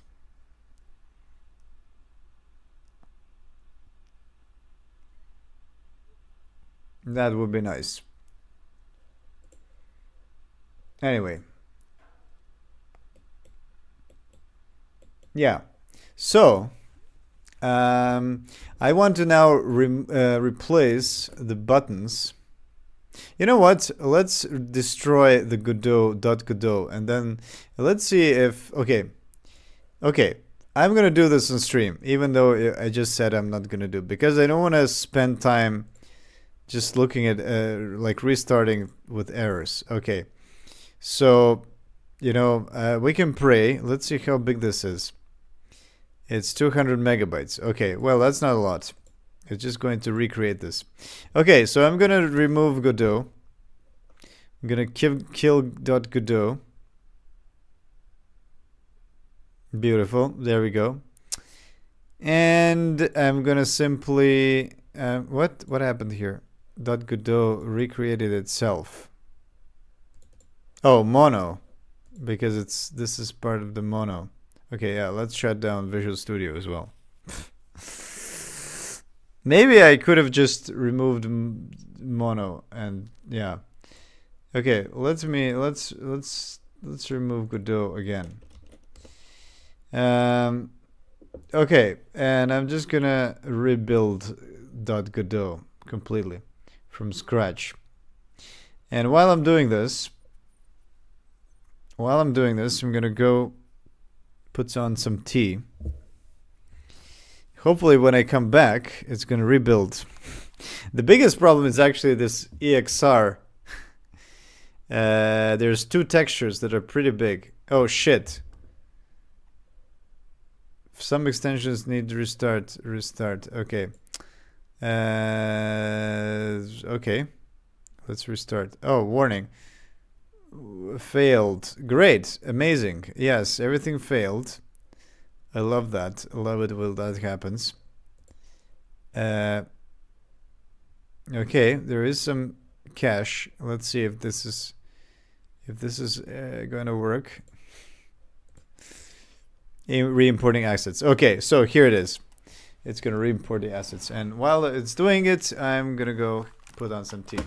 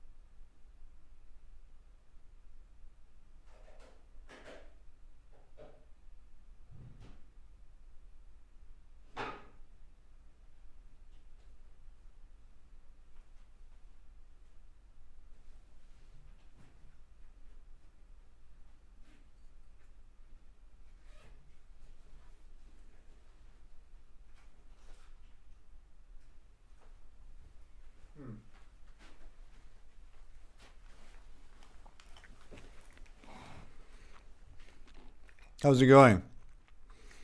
Wrinkled cloth? Yeah, that's a big one. That's actually not a big one. The big one is the background stars. That one takes forever to re-import. And I have no idea why it's so slow. Like this PNG is actually, this wrinkled PNG is like 512 by 512. There's no reason why it should be this slow. Yeah, beautiful. Beautiful. Okay, anything else that I can do in the meantime?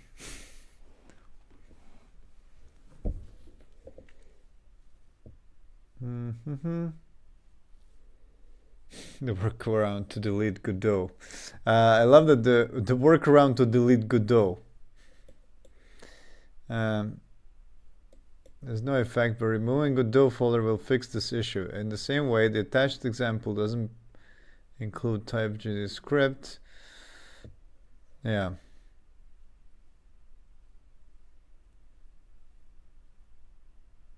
Yeah, maybe this is not even a duplication thing. This could be something completely different.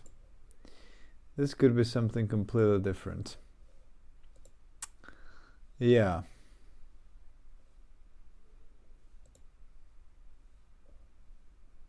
Get next source. Yeah, I have this get next source as well. Initialize, play. What else do I have here? I have the spread and minimum distance. Oh, I have the mixer group as well.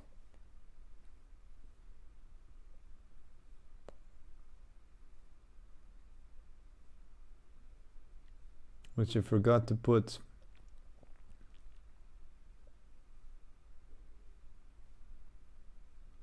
Oculus 8 audio. Yeah, this is the spatializer for the Oculus audio. Yeah, that was a thing at one point, and then I'm not sure if this one still exists. Okay, something has happened. Warning, unable to load add-on script from script. Relay rope. This might be due to a code error. Oh shit, what have I done? Okay, there it is. It did load. Everything reloaded. Everything reloaded. Everything seems to be okay. It looks like the old one. What does the output say? Oh shit. Condition not valid. Failed to create an auto load script. Console mono does not inherit from node. Interesting. How does it not inherit from node? Maybe that's the problem. Or is it? Okay, let me actually save resources before closing. Interesting. I didn't save and quit, I guess.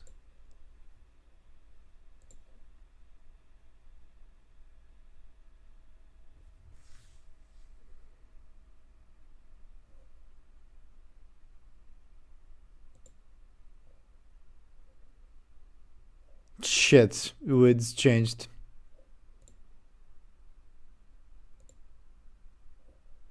Okay, test audio, but did anything else change?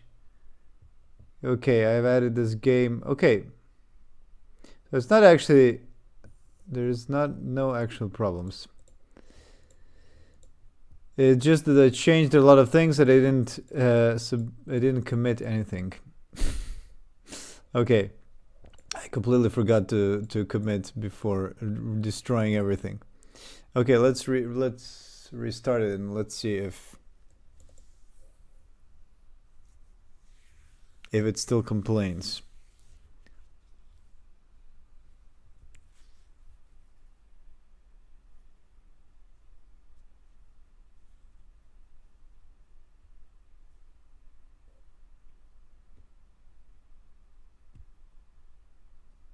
Yeah, it still can't do this because it doesn't hear it from mono.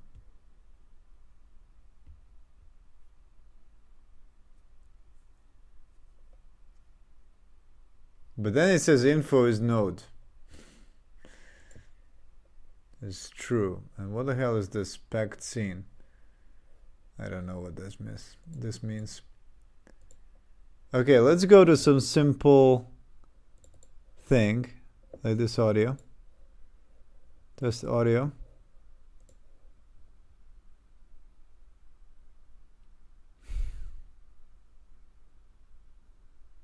Damn, what is going on here? Max recursion reached.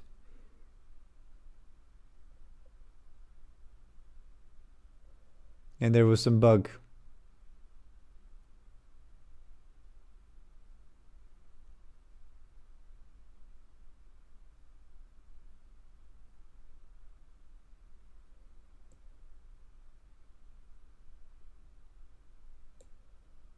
Could not load add-on from path. This might be due to a code error. Disabling the add-on to prevent further errors. But it just worked. It worked. Okay, so it still has this error. I don't know. I've just wasted more than 5 minutes or something on nothing. Right? Because this error still persists. Just a random error. I have no idea what this could be. And I have no idea. It's not giving me anything else, right? There's no other info. There's no, like, where this is coming from. It's just like console GD, and this thing is actually this line. I mean, it's not even it doesn't mean anything. It just means that console command. It's like it's not. It doesn't find this type, but this type is here. It exists. Like lookup symbol. You can look up. There it is. Class name console command. Definitely exists. So it's not that it doesn't exist. I don't know. I have no idea what's going on there. And now the relay rope doesn't work for some reason, which is just amazing. Just amazing. And then it's also complaining about. Okay. Yeah, where are my add-ons?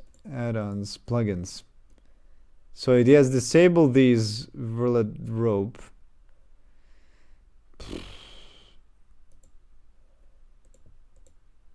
Because it doesn't work.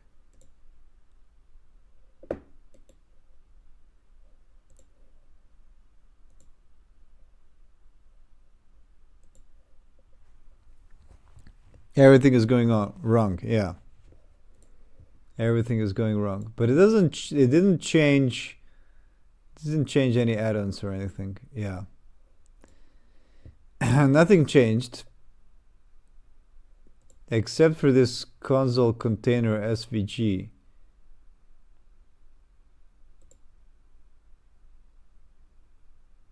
Oh, and this has changed because I updated it.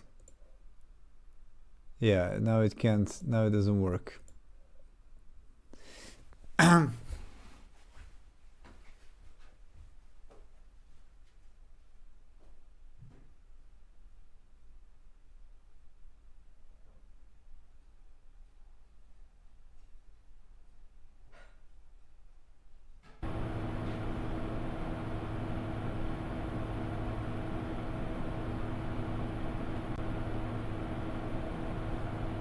Oh, and there it is. It just works, but I'm getting tea.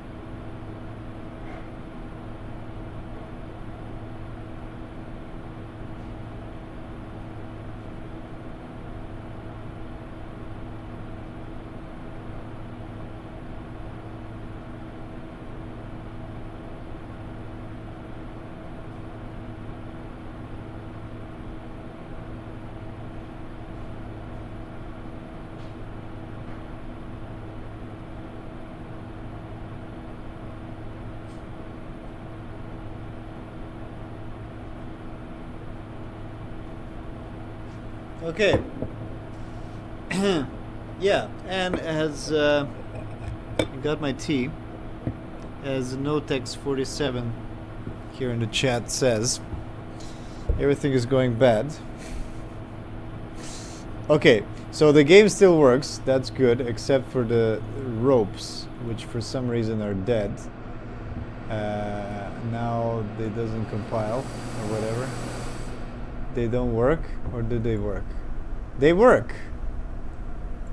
I mean, here they are. They work just fine. So why does the add-on fail? I am confused. I wonder if the size has changed at all of this thing, or is it No, yeah, it was 200, no? Was it 200? Can't remember. No, it's 100. Uh, I don't know. Oof.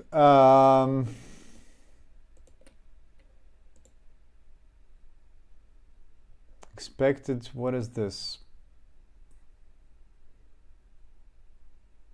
Switchable light. Yeah, again, you know what? I'm frustrated so much again that I'm thinking of just now like moving to Unity. This moment. Even if I worked on this game for like 1.5 months.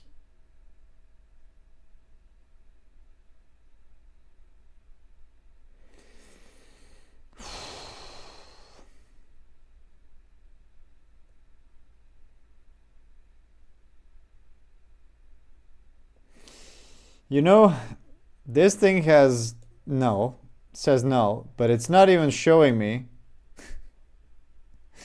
It's not even telling me who is sending this error. Who, right? Tell me which object is doing it. But nope. It has no idea which object it is. So, now I don't know. I don't know what to do anymore. You know, if something, it could be any of the 1,000 objects in the scene. You know?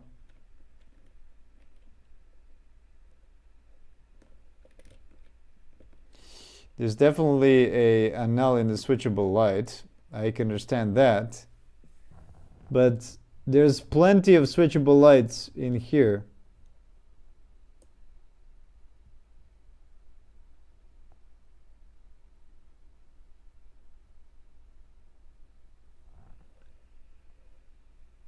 So I don't know.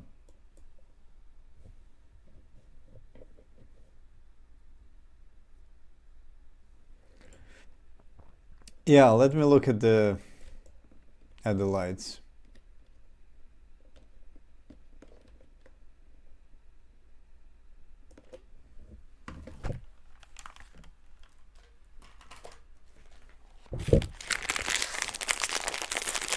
Okay, you know what? Sorry, I was just extracting a cookie. You know what? I'm just thinking like what is the minimal game that I can get out of this version?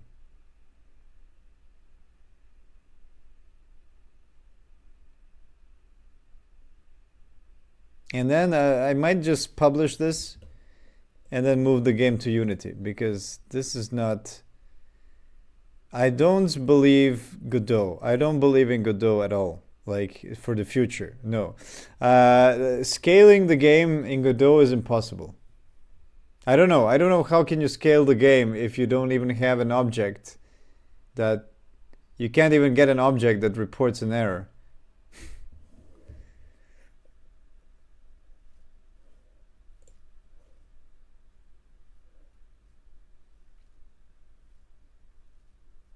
Switchable light 17. Okay, let's go to switchable lights. Switchable lights 17. Okay, so mesh is missing, right? Mesh is missing. So which object is that? Which object is that? I have no idea. Which one does have a switchable light? The fixtures, all the fixtures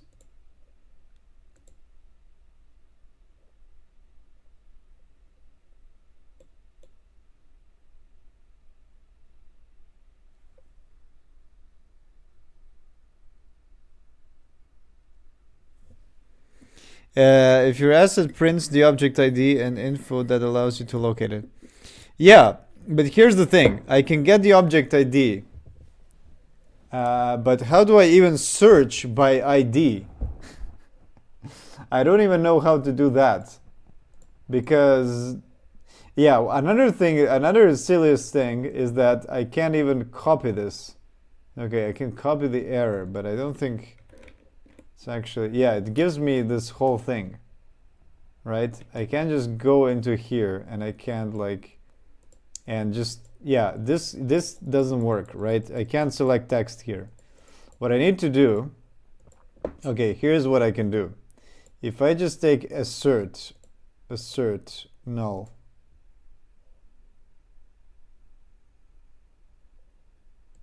okay, I can add an object here or something.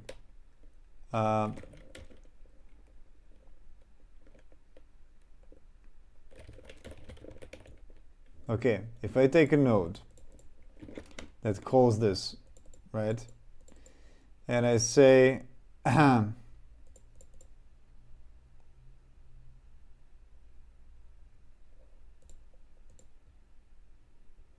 let's just call it caller.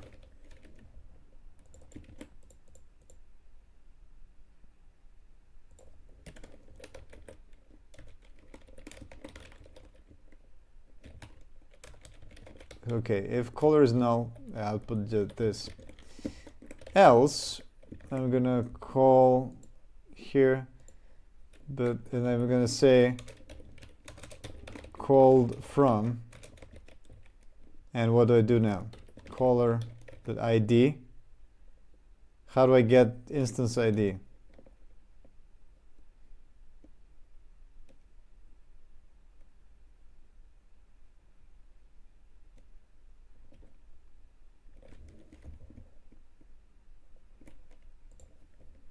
Called from, let's put just a caller in the beginning. Gonna put a vertical bar in between. So if I add that, I'm gonna have an empty string, and I'm gonna call the caller as this.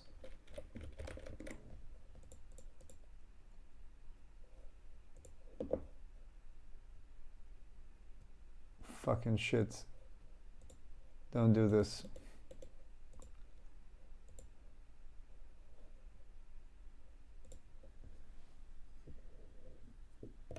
Did the error give you a stack? No.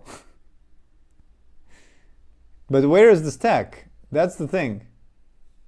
Oh, well, it does give you, no, it does give you a stack, right? But it doesn't give you, the caller should be in the stack. Should it be? It didn't. Well, now it's over. I didn't look at the messages. Okay, again I have this console command thing. This is unrelated to my issue, but yeah, talking of this, right? Talking of this issue, I have no idea what this means. And there's no info. There's nothing that I can extract here. There's no additional lines. Yeah, it's absolutely the worst kind of bug that you can have.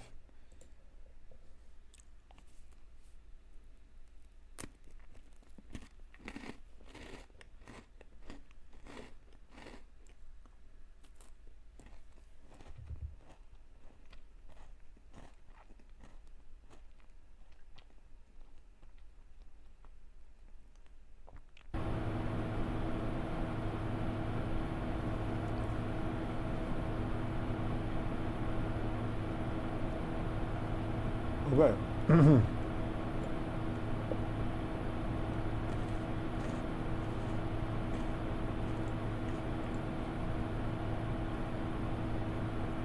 Okay, so here is the node. As you can see, why does it keep opening this assert thing in a script editor? Please don't do this. Please don't do this. Okay, if I copy this error, okay, let's put it in Notepad, as you say. Oh, Notepad. Okay, Here's the whole thing. Here's the whole thing. C# dev kit. No, please. So, right, I've outputted the ID of the node. But here, so you said, like, is it in the error? Well, I don't see it, right? Where does it say? There's no caller here. So you do have to explicitly output it. There's no names. There's no, right? So the only thing I got is this ID. So what do I do with this ID? Can I copy that into my fuck that. No, I can't, right? Because it doesn't exist. Does this exist? No. So how do I search by ID? Godot find node by ID.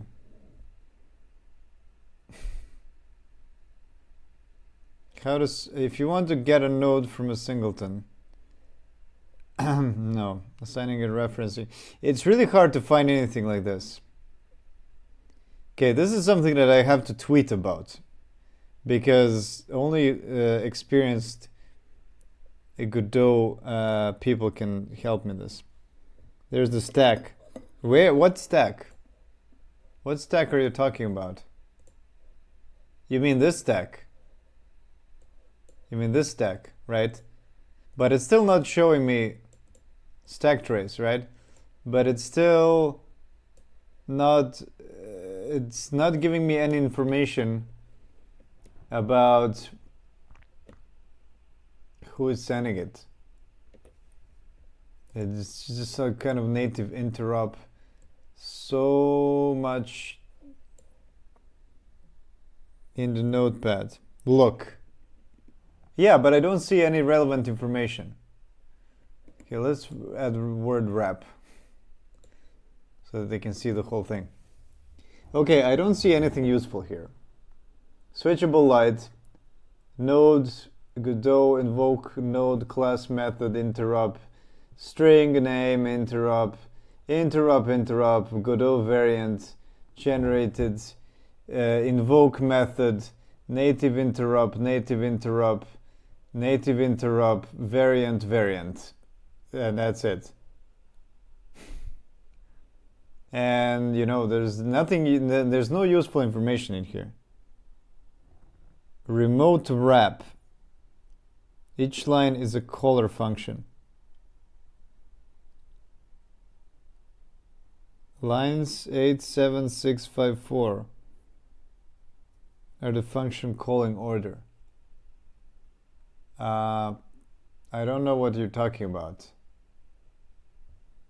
What is 87654?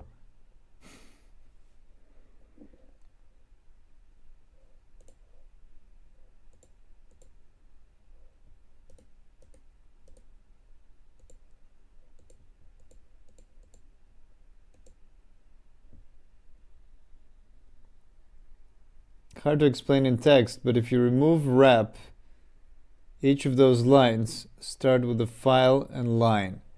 Yeah, no, but here's the thing. The problem is not code. The problem is not the code. You know?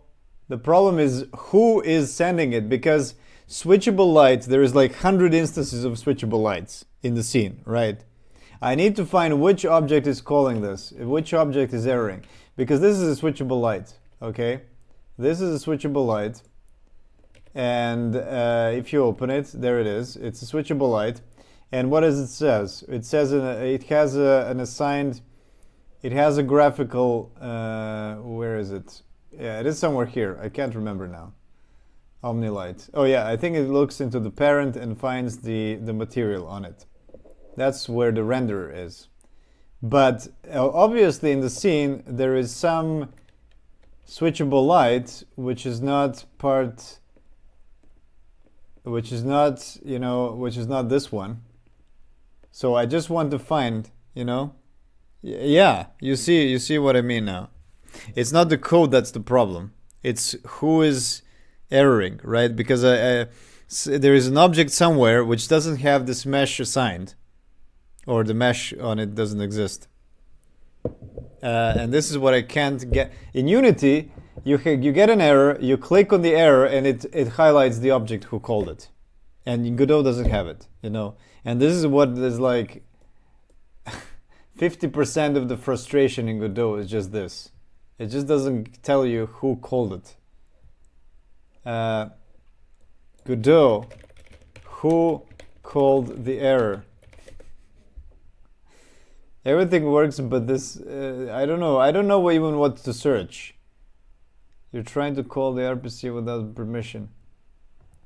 If the assert the second parameter is a custom text that you can add there the object ID from, which get parent returned null, or is that null also? No, it's from the parent, right? So I'm just checking if the parent is a mesh instance. So there's gotta be something that there's gotta be some switchable light. Can we even search by type? T, okay, switchable light. It's not even light. You can't even switch. You can't even search by script, right? You can't because. Oh my god. So you can search by like rigid body 3D, right?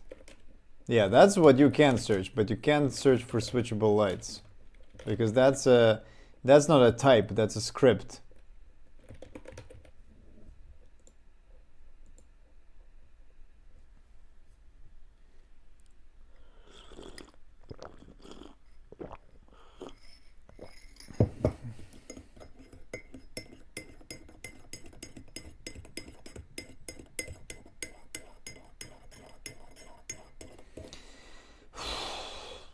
So what remains is that I just need to manually go through everything, right?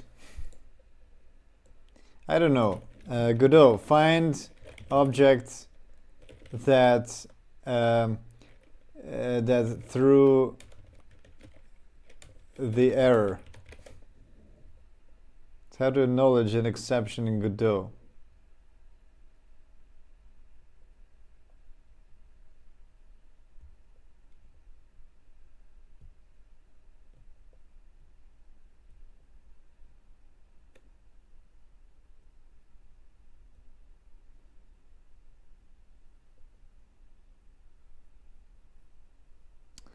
Yeah, well, I mean, the best thing that I have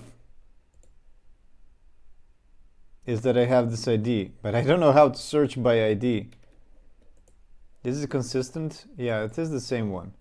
So I think it's one of the objects in the scene. Godot, find object in scene by ID. How to get a specific object through ID in its methods. No, but here's the thing. I don't want it through methods. I just want it to the scene in the scene hierarchy. Search thing by object ID. Issue, which is open. Amazing. Yes, great. I think that's it. I think I'm abandoning Godot.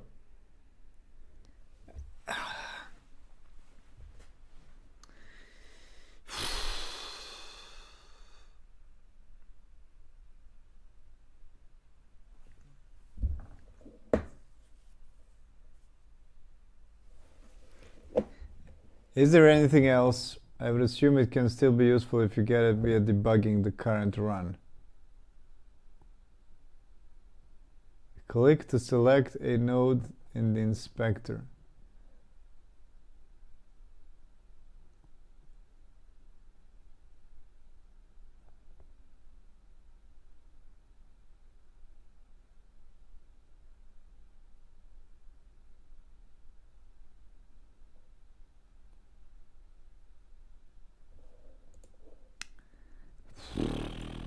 I don't know.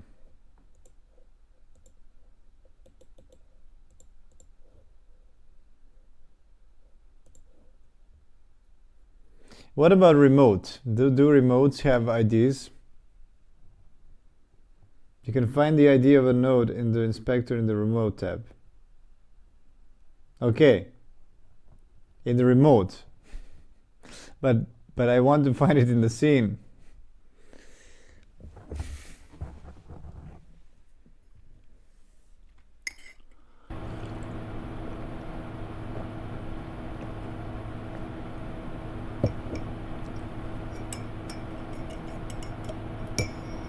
Okay, so I let it error, and so are these the IDs?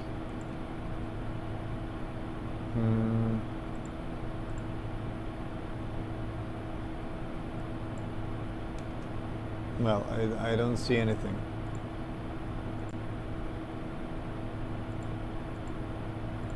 There are no IDs. I don't see any IDs still.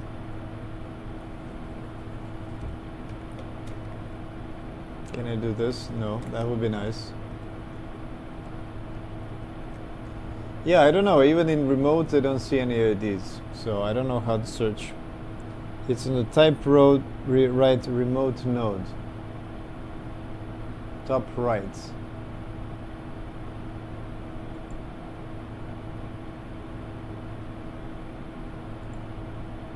Top right of the whole thing. Enable movie maker. Run specific scene. I don't know what I'm looking at. Remote node. Okay, but can I search the whole thing for this? And not, do I have to like go through each of the objects and just look at the ID? I don't want to do that. I want to search for the ID, right? That's what I want to do. I don't want to, because there's like 1,000 objects, right? Each of these have children, you know? Could be any of this. And I can't even search by type in the inspector. I see that, but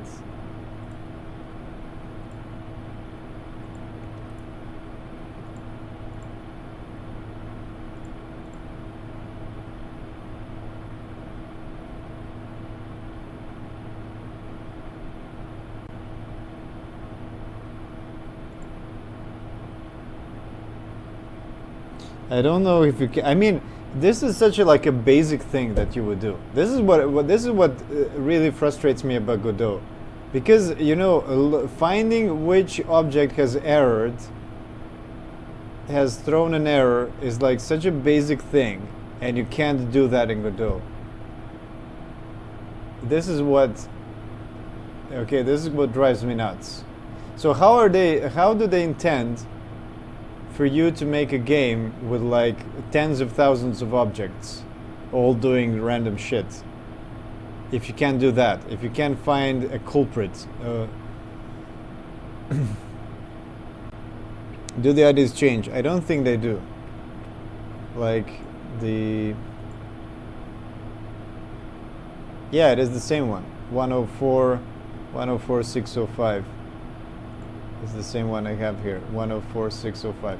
So yeah, it's not a generated object. It's the object that exists already. It already exists here.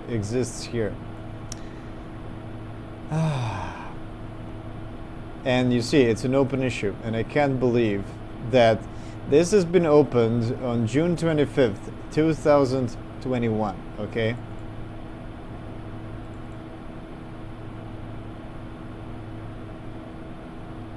Okay.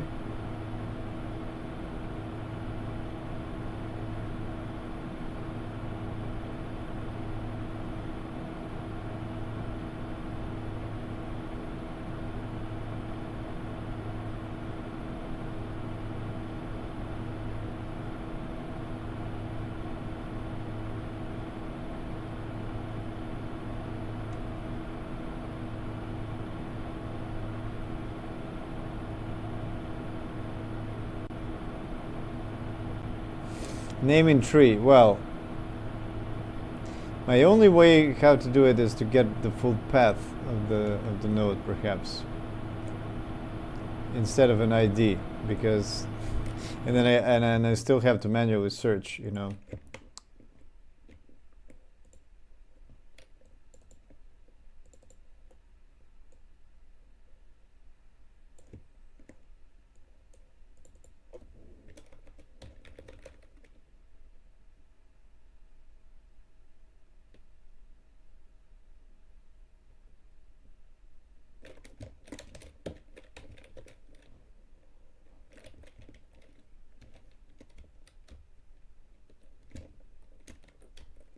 Okay.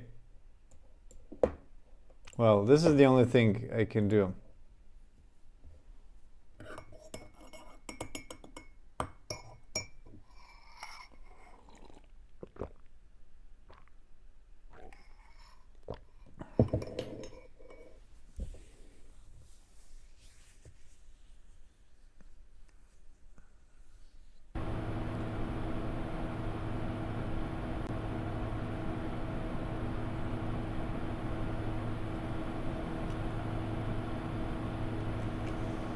Okay, let's look at this. I know I have to wait for Godot to wake up.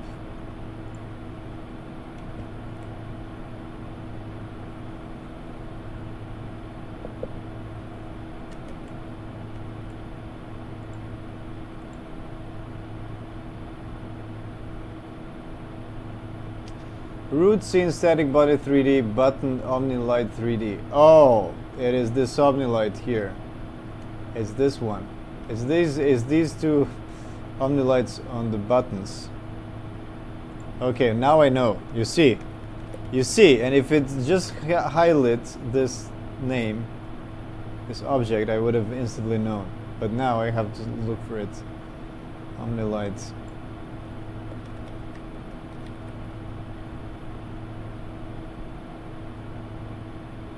Yeah, it is this. Just the switchable light.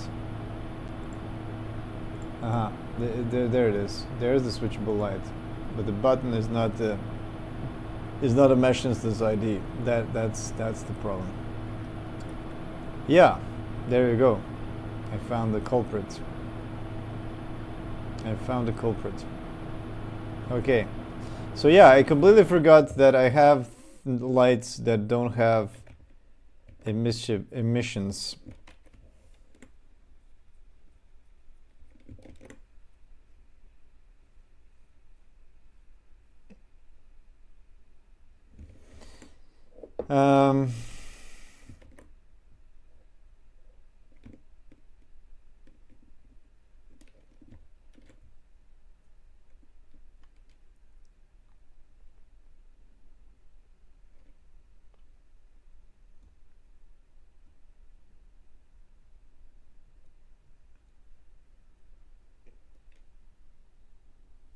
Hello, nephew Tom. That was a solid gulp to enter the stream on. Yeah, well, I don't know what to do. I'm like, I hate Godot so much right now. You know, I'm kind of like, the problem is that it's really hard to even publish this game. I don't know, because there's nothing much to do, because I had a few more plans what to do with this game, you know? And now the whole thing is falling apart. And I just want to not work on this game. I just want to move it to Unity. But then but then I'm not, like, I made this whole thing until now with open source software completely. Well, okay, Visual Studio is not open source, but you know, it's just text. Everything else has been made with open source software. Godot, Blender, Material Maker, Krita I used for textures. And so I wanted to make this project as like, yeah, it was made by with open source software entirely. But now I'm like, okay, I just want to get rid of Godot, you know? I just don't feel like working in Godot anymore. Um, yeah, it's getting so slow to work with it. There's so many issues. Every time we want to do something simple, it turns out to be extremely complicated. Uh, because and not because it's complicated, but just because it has weird quirks.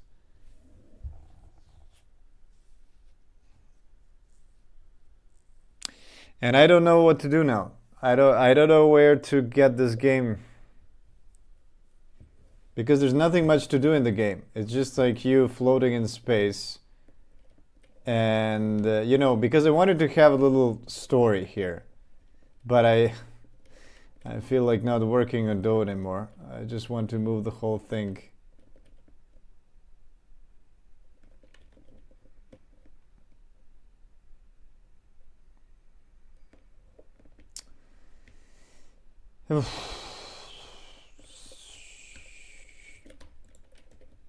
Yeah.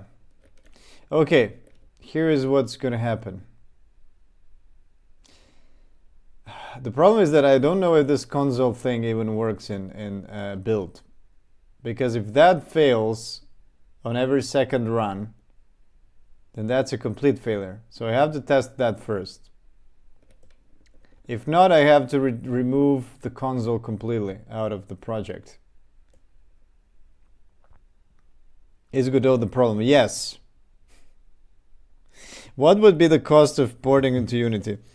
Not much. I think it would probably take me like a week to do it. I mean, because Unity, I know how it works, and yeah, the only thing that Unity doesn't have is the SDFGI, which is kind of cool. The global illumination real time. But then Unity has a lot of other cool things. For example, joints actually work. You can change joint anchors at runtime, which I really need to be able to use physics properly. What I want. Yeah, and yeah, just like everything is gonna become so much easier because of the asset import process. Godot is just fucking awful with the asset import. Yeah, everything needs so much work in Godot, right? So much work.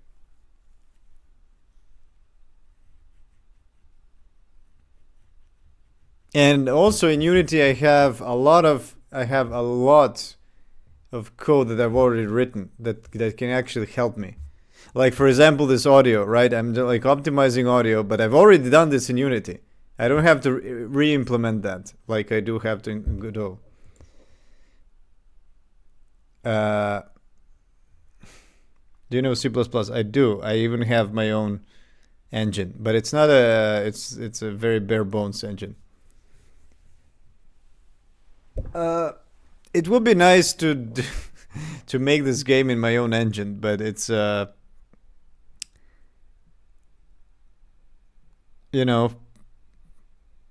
it sucks. Wonder why you chose C# instead of GDScript. Well, GDScript would make me pain as well. Even more, I think. Yeah, and also because I know C#. I mean, I've been working in it for like 10 years.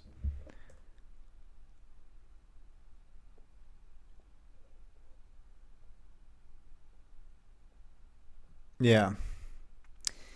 So, so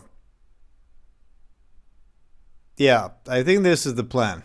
I'm just gonna move to Unity and finish this game there. But I'm thinking of how I really want to also publish the Godot version. I want to publish the Godot version. Just so that I can say, look, I made something open source, but then in Godot. You know, I can make stuff in Godot. But then I also want to say that I suffered and that I don't want to work in Godot anymore. Um, yeah. So I'm thinking, what's the minimum that I'm gonna have to work in Godot to get this into something that is more like a game? I don't know if I can even call it a game. Maybe it can just be like exploring the space station and that's it. You know, you're just like moving around and you hear some sounds and that's it. You know, you can type in some commands into the computer. Man, I even made this computer. Yeah, and then you can type in some commands. You can, I don't know, you can look at some external cameras and that's it.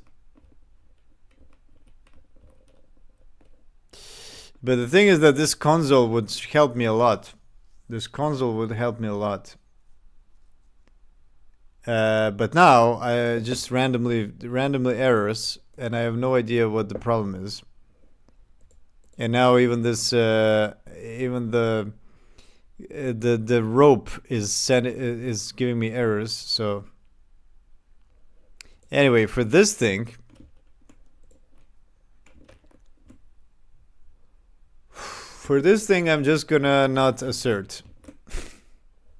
I'm not gonna assert because I don't need. Yeah, because I didn't know that I have lights which don't have meshes.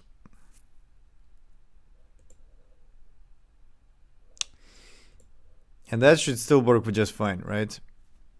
The problems you found in Godot can be useful for people working in internals. You know what? I think they already might know because I've wrote this. So here, you are new viewers, but for the past month and a half, I've been complaining. Right? I've been complaining about Godot. So this is not new. This is just like the tip that, how do you say, the straw that is breaking the camel's back right now. So I wrote this thing. Okay, if you go to my gist, you can find Godot pros and cons. And I wrote down, this is where I was writing all the things that is problematic with Godot. And I say, hey, look at this. Here are some of the pros of Godot. And I put them in here is the cool things, okay? Open source, lightweight, it has STFGI, as I said. Rendering pipeline, unified, custom shaders, and easier to work with, blah, blah, blah. And then I go into cons. And the cons go on and on and on and on and on and on and on and on. So yes, as you can see, Godot is a mess, right? And you know, for a long time, I've been putting up with it, and I've been like, okay. I was like, okay, it sucks, but it can be worked with. But now I figured out, no, you know, yeah, there, I have this error again. So yeah, there. If they want to improve it, just read this, right? But I think they're aware of everything. Okay, that's the problem. They are aware of everything. The problem is that they can't make everything happen immediately.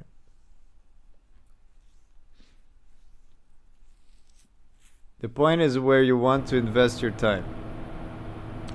Yeah, well, they want to. I mean, I don't know. I heard good things about 2D, right? If you're making a 2D game, Godot is probably good. But I'm making a 3D game. I'm making something unusual. That's the thing. I'm not making like a thing that everybody is making, right? I'm also making something unusual. So it's like you want to make. I mean, it's still usual. It's still like an immersive simulator kind of, but it's in 0G, right? That's the only unusual thing. And you're moving out with your mouse like this by dragging onto things. Yeah.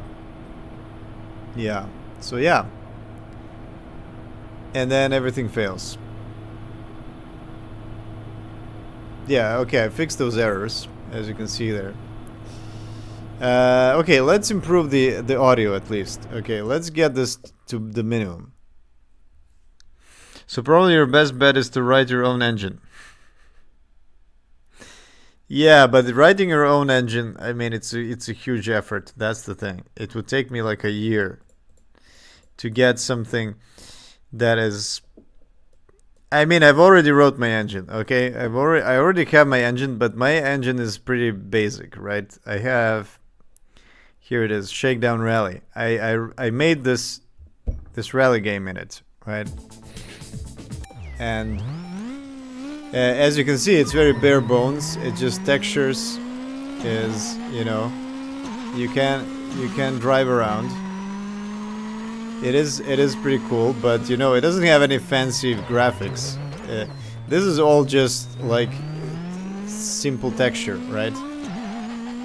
And with the effects are just completely fake, right? There's no, if I want to make something that has the graphical fidelity of Godot, it's gonna take me a long time. And then this game doesn't have an editor, right? The editor is basically this. I have just a UI that is like a scene, and I can go through scene, and I can be like, okay, the camera position.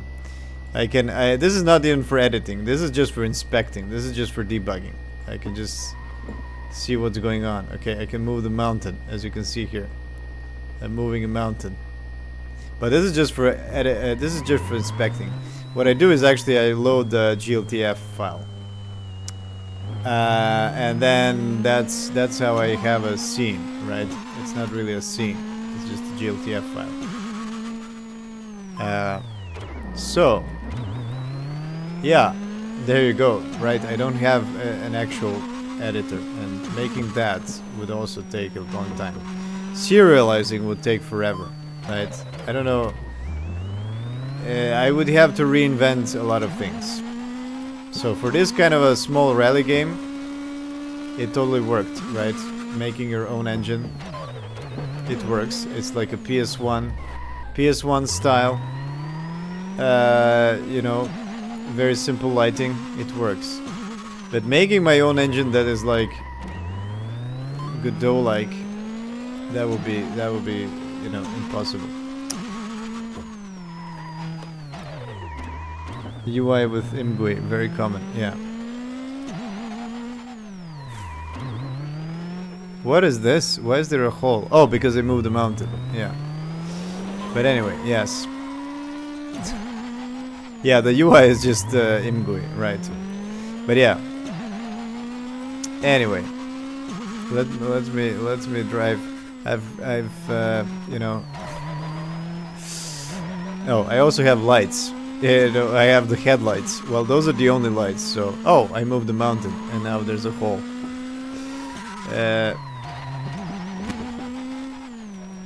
Yeah.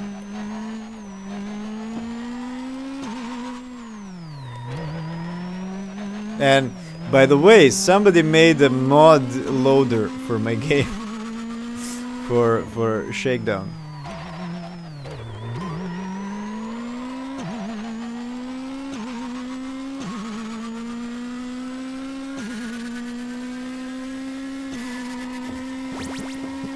Okay, there. The best time. Okay.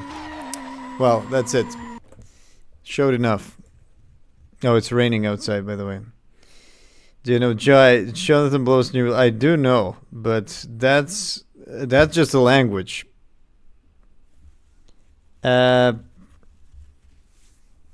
heard of Jar, but it's okay. But Zig is better. You should look into Zig. Yeah, I am actually also trying to make an engine in Zig.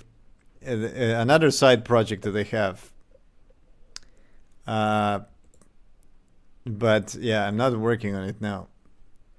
But yeah, I don't know. I'm not such a huge fan of Jai. Didn't like Zig. Well, yeah, but both Jai and Zig are kind of like better C sort of. Let's call it like that. Anyway. Switchable light. Yeah. Oh, I can now remove this. Okay. Yeah, I have no idea what's up with this add-on thing and why does it randomly... Yeah, I'm gonna have to fix this before I can do anything. But yeah, before this, let's make this audio. Let's change the buttons so they don't have audio. Okay, so I have the button, right? I have the press, the release audio. Let's remove this. Let's remove this audio. And let's instead of press audio and release audio, is that actually embedded in the button? Yeah, let's have a node. Let's have a node that will contain this.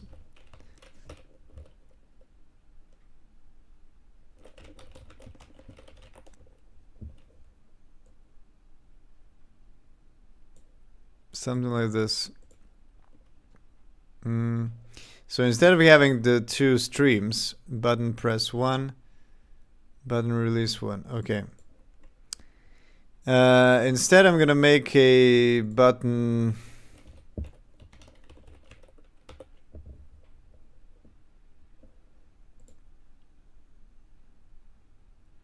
Maybe I should have a resource instead. Yeah, let's have a resource.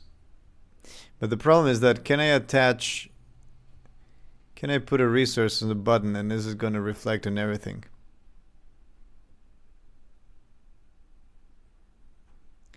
Yeah, okay. Let's have the button. Where's the button? There it is, the button. And I'm just gonna say, instead of release audio, okay, I'm gonna just copy this and I'm gonna make them into streams.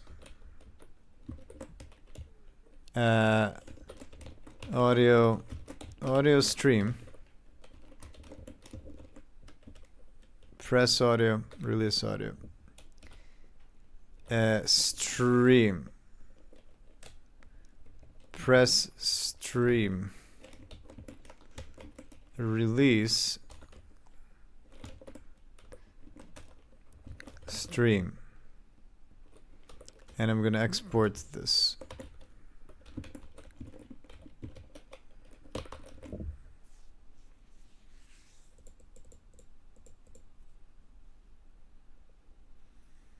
Okay, so this thing is not gonna do any getting.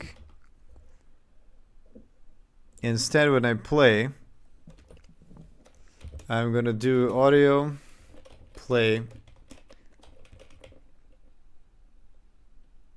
press stream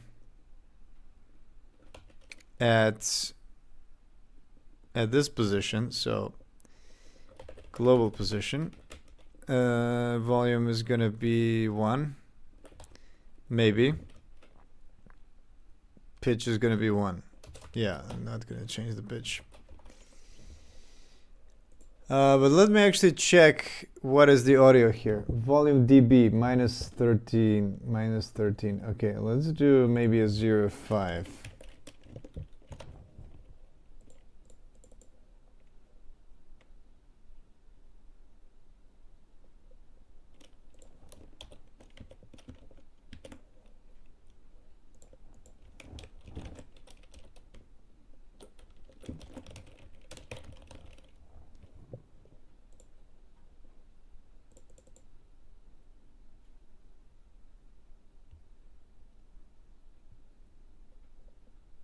Something like that.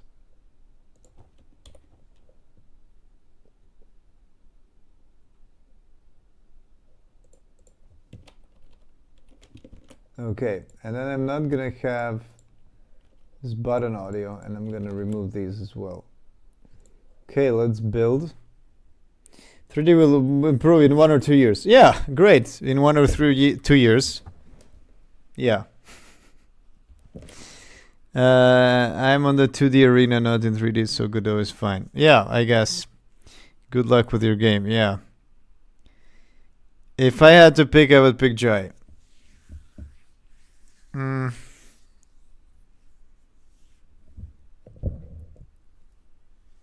But Jai is not out yet, right? Doesn't exist. So it's all of these like promises for the future.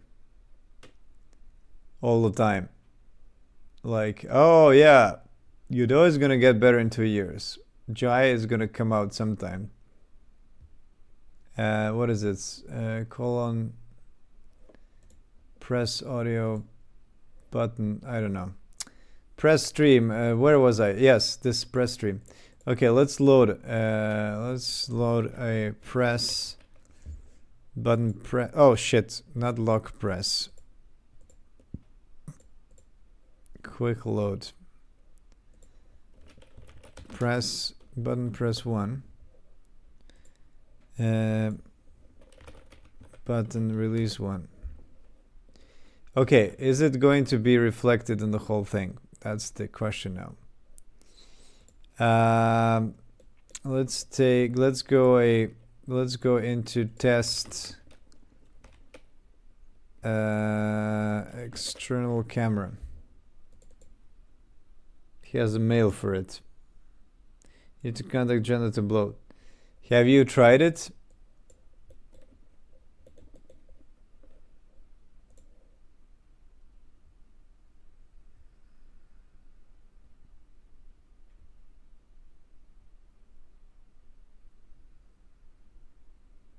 Path node is invalid. The question is, if I go back to Unity. Okay, this one doesn't even work, right? Can you hear any? Can you?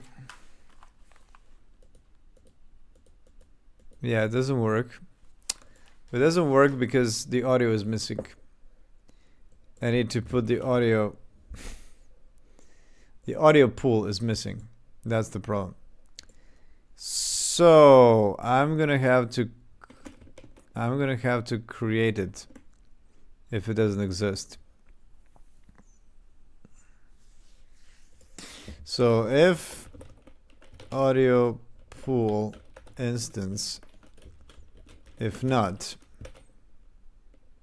then I'm gonna new node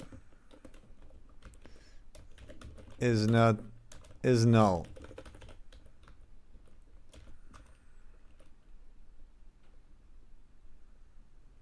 A new node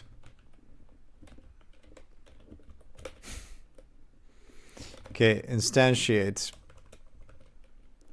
this. Oh no, you can't do it this. Yeah, the problem is that I can't reference this current scene. It's statically anyway. Anyhow. So there's no way how to do this. I'm just gonna have to put audio somewhere, somehow. So audio pool.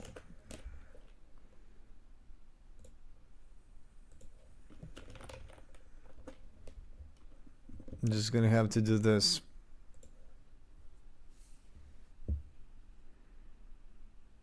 Contact him, but it seems I'm not good enough for him. Okay.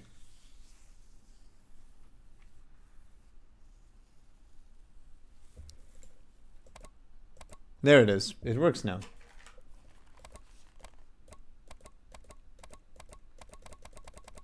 Okay, there is still 38 errors somewhere. Is there? Expected object of type list, but found null. Slot.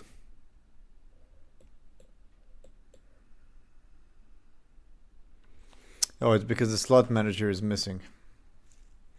Okay, well, I actually have to put all these managers into some kind of a... Yeah, This is actually not important. And this I have no idea what the problem is. VPN is null. Anyway. So it does work. And here's the thing. What I can do now is I can just remove these. -30. Anything else, unit size is 10.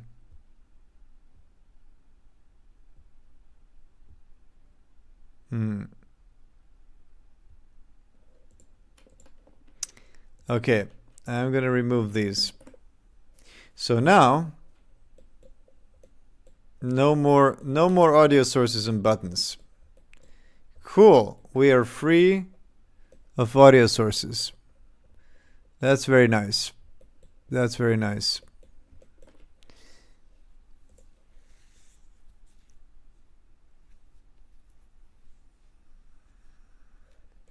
And you know what? I'm actually going to use 16. I have some feeling like I'm not going to need more than 16.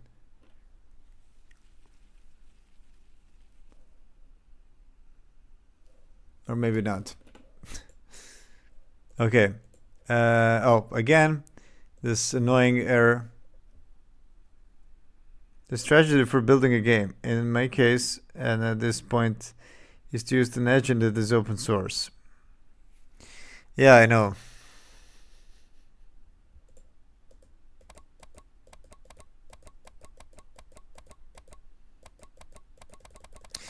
I mean, Godot is cool that it's open source, right?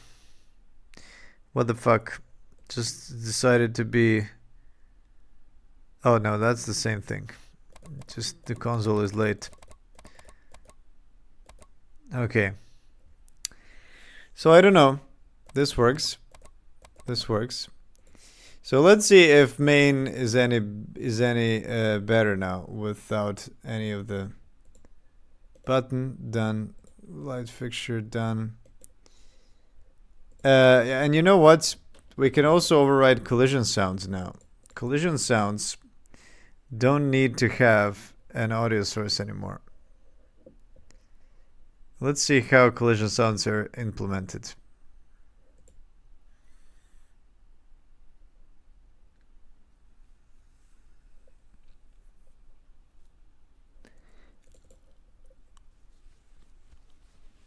Yeah. I'm simply getting a parent audio stream player, which I don't need to do that anymore.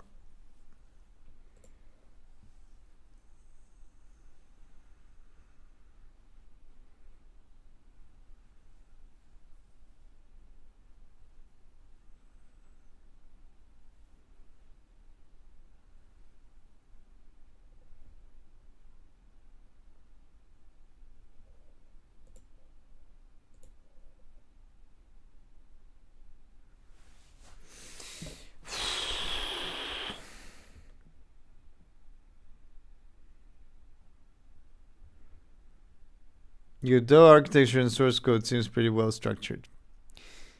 Well, until you have an error like this. Yeah, now we have to just repeat until the error goes away.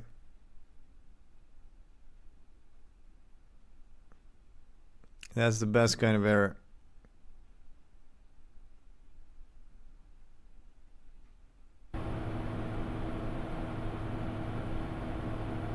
And there we go. So it finally works. I don't know what I even wanted to. It starts so slowly, and now this error is that I even forgot what I wanted to do. Oh, yeah, I just wanted to see if it works slightly better. Well, I don't really notice anything, to be honest. If it works any better without all these audio sources. Oh, look at that. It's erroring. Everything is erroring. Jeez, what is going on here? Well, this works. No, it doesn't. No, they're all getting pressed. Oh my god. Okay.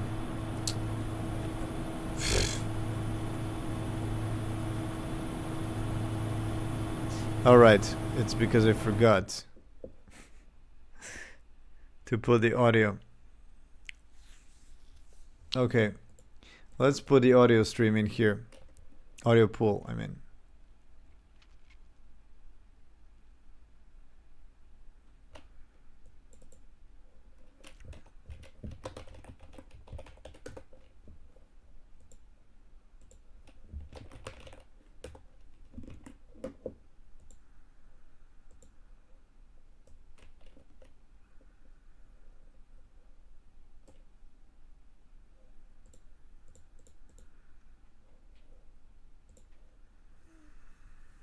Got to go.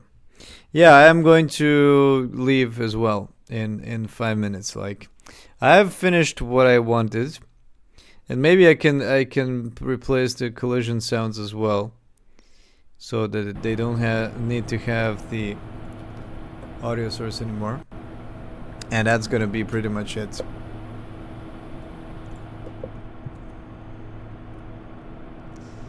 All right, so let's test. Let's see, clicking on buttons.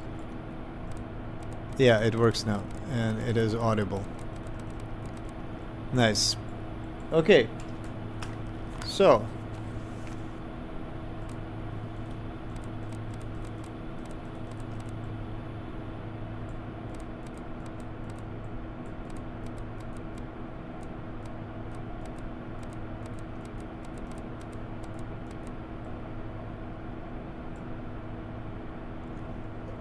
okay. So let's replace collision sounds. But first, before I do any of that, I'm gonna submit everything. Oh, and I don't know what happened. Oh yeah, console mono. I actually updated. Okay, what have I done? What are all these things that I've done? Switchable light.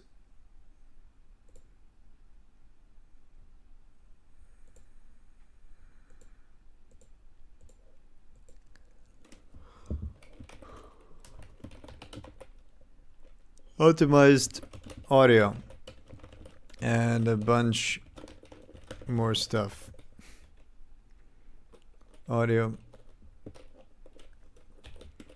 No more button sources, button players, and a bunch more stuff. Okay, and yeah, let's replace the collision sounds now. So instead of having the audio as the source, I'm simply gonna have the randomizers group. Yeah, I'm simply gonna say, you know what, I'm thinking if I should actually change this to be a static stream. Oh, it does actually work already like that. So yeah, basically randomizers group dot play at transform position, or is it should be at a hit position? Hit.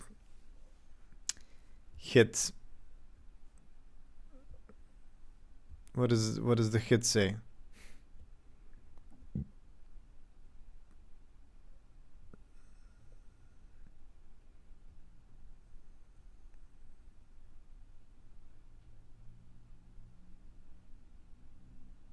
Who is calling this hit thing?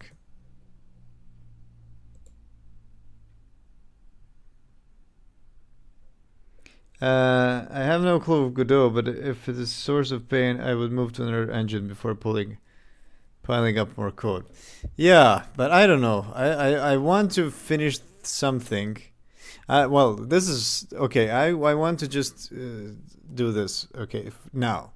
Tomorrow morning, I'm gonna wake up and I'm gonna think about it really hard. You know, how to get the minimum game up somewhere on itch or something, which is made in Godot, right? And then make a little plan, and then just publish that. And then I'm going to move to the other engine. That's the plan right now, but I'm going to think about it again tomorrow. It is what? It is 12 today.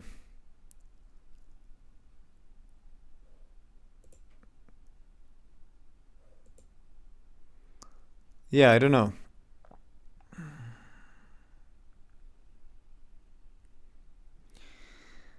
Getex.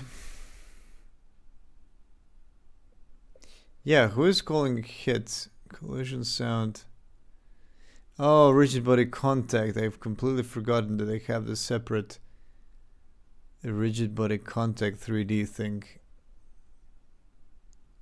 which passes a impulse into the kit, but I don't have any positions. I'm not passing a position of it.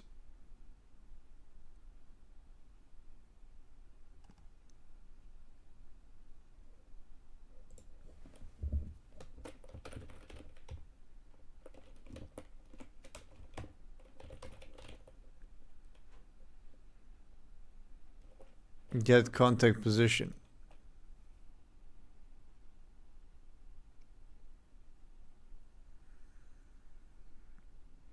Get contact local position.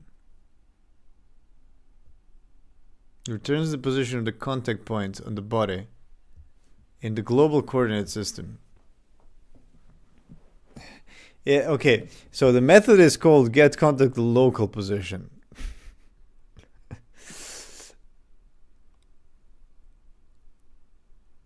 And the description says returns the position of the contact point of the body in the global coordinate system. So is it local or is it global?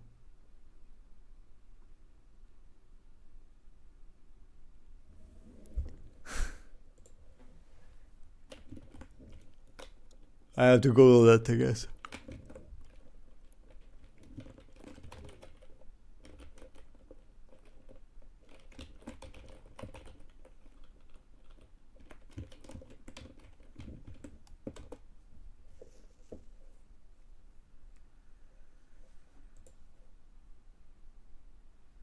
Oh, this is Unity. No. No, I need Godot.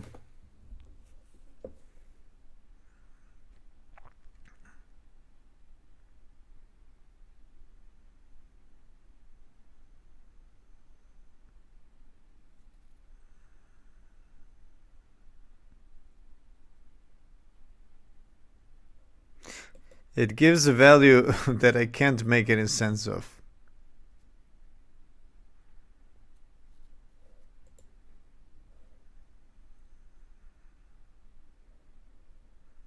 The bug fix seems to suggest that the method is bugged. Turns out I just misunderstood the function. They were asked to make a separate PR, but just a bug fix. Figured out. The function returns the position of the contact point relative to the position of the body. That is not calling the function. Get contact collider position gives the position of the contact point in global space. For anyone who might get contact collider position.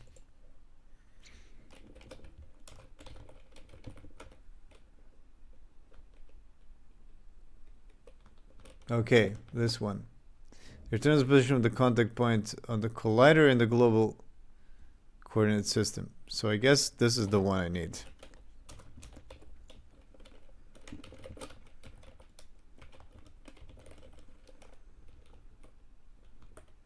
Okay, so I'm gonna pass the impulse and I'm gonna pass the position as well. And this is gonna take in the position as well. Let's call it point. And this is gonna be at a point.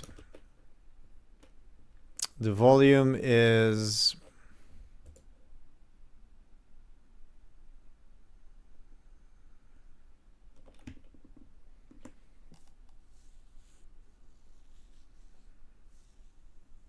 Oh, here I'm actually just setting the stream. So I'm not actually playing.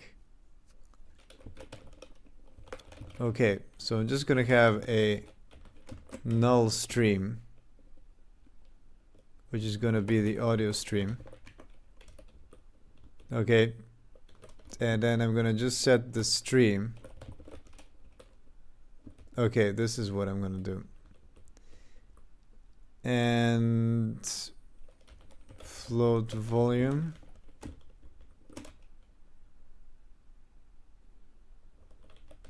And I'm gonna just say volume. Oh, this is not, this shouldn't be dB.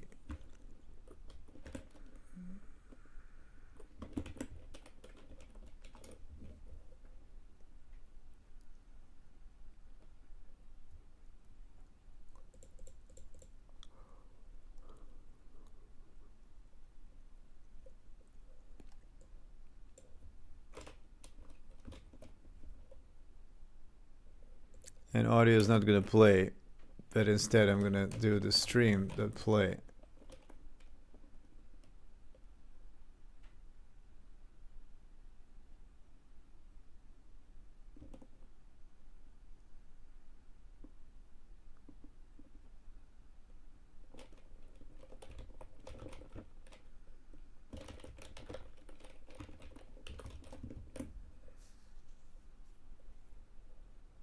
Hopefully this is it.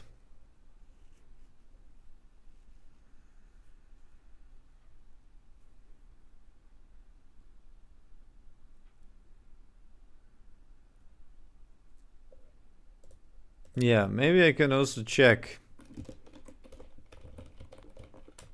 if stream is null.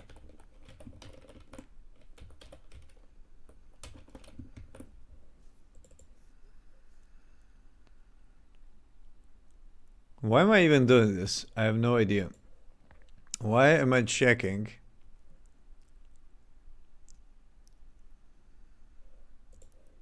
If group, what the hell is a group? I completely forgot.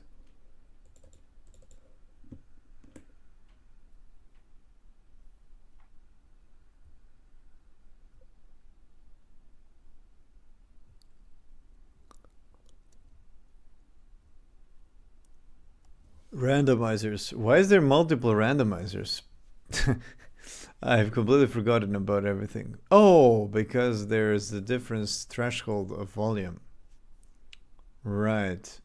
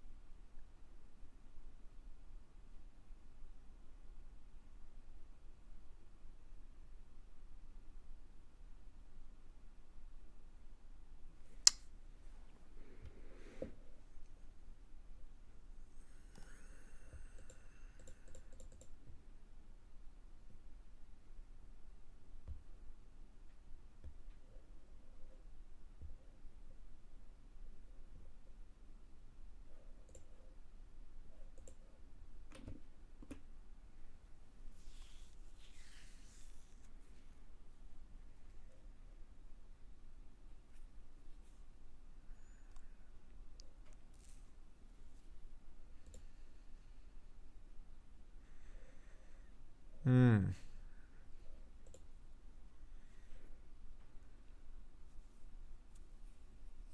Ah, I know what it is. Audio stream. I was actually changing it.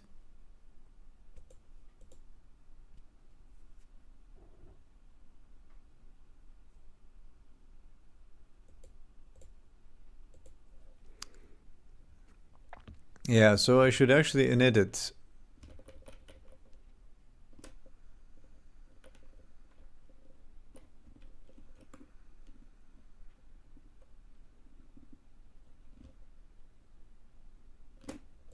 Yeah, instead of having this I'm gonna have a stream somewhere.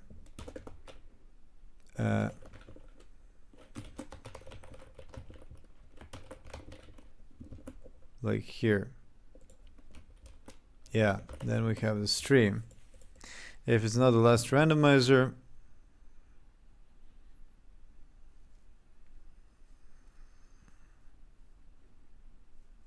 change the stream.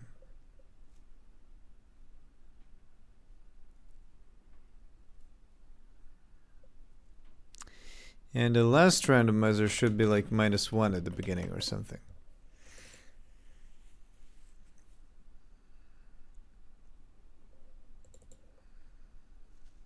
So it gets overridden at the beginning.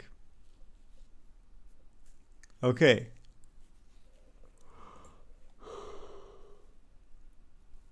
Let's try it out. And I should definitely remove all the audio stream, all the players from everything. Failed to build project. Cool. What have I changed?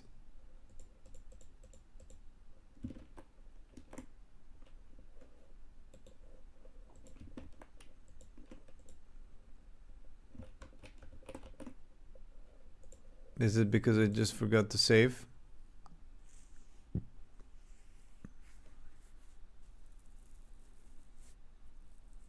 Yeah, it is.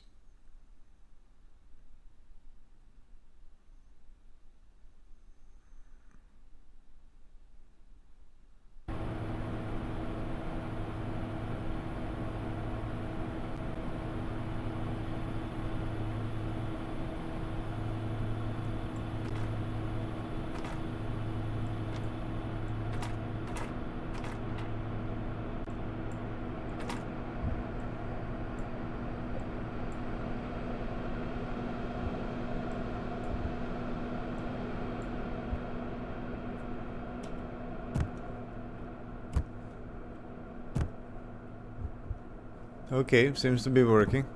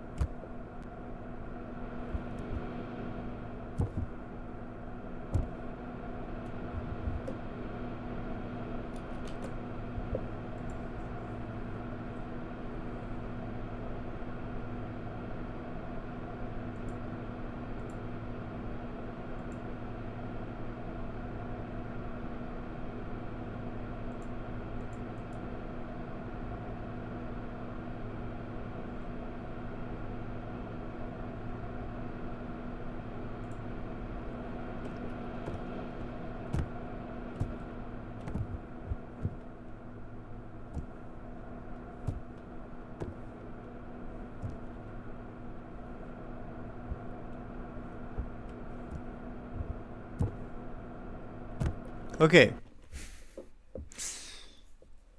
So it does work. Seems to be working. Okay, let's do this like... let's say that collision sounds now use pooled audio. Okay. But of course, to make it more efficient, I have to go through each the things, including a player. Hit sound. There it is. Hit sound. Collision sound. Yeah. It shouldn't have anything. It shouldn't have a hit sound source. 0, 10, 2, pitch scale. Hit covered sound. Hard, right?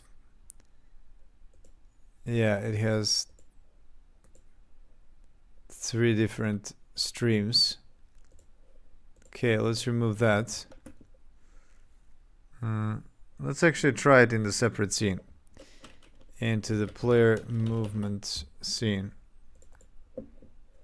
So it loads a little faster.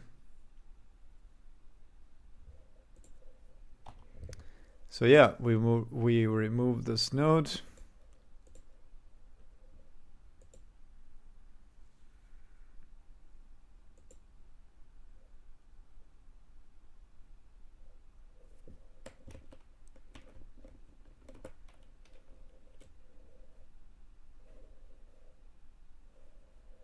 It doesn't work because I don't have audio here.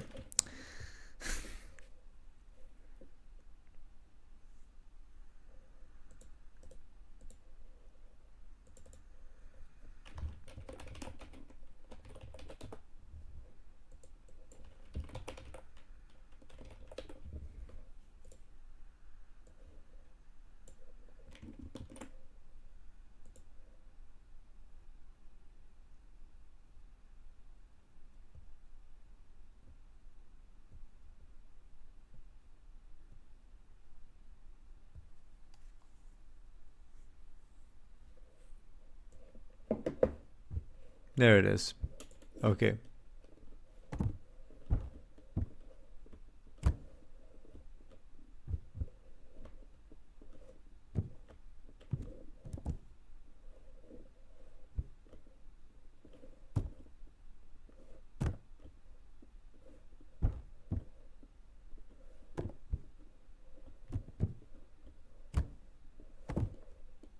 Cool.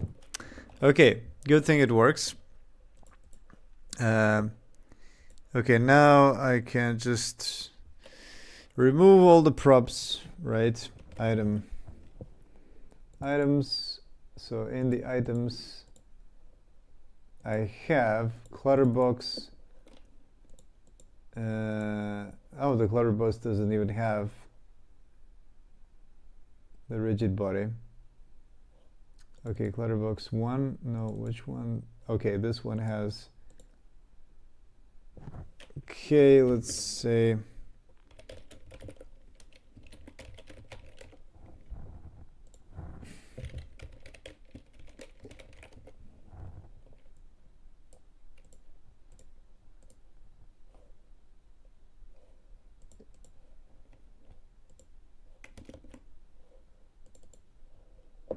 CRT doesn't have any.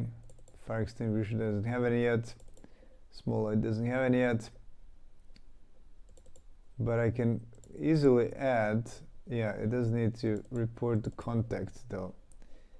Everything needs to report the contact.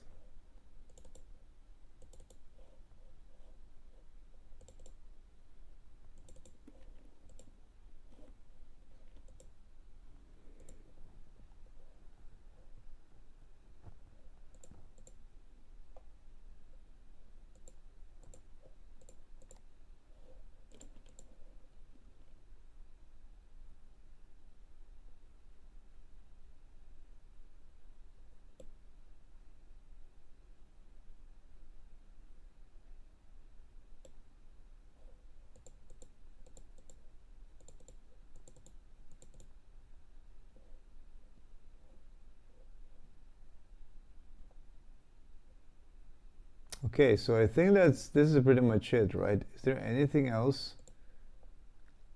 Yeah, maybe there is something in the main scene which I didn't turn it into a prefab.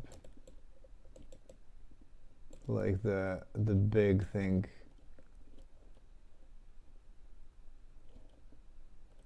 Where is it? No, this one is not. I don't know. Can't remember. There was something that I was experimenting. Hit audio. Yeah, Clutterbox 3. Okay, I can just simply remove this.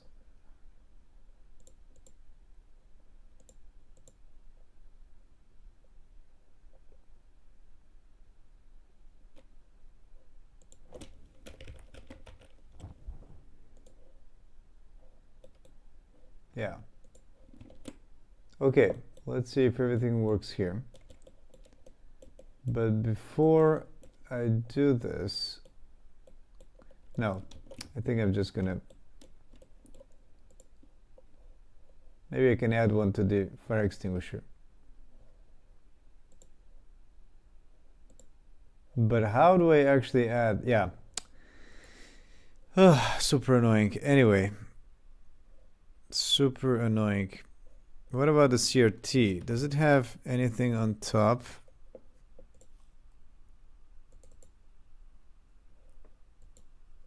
It doesn't.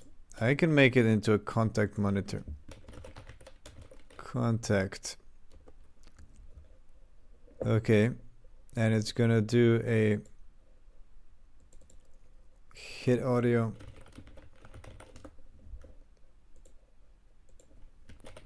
Collision sound. Is there some kind of a metal impact? Hit metal. Thresholds. Yeah, 0 threshold.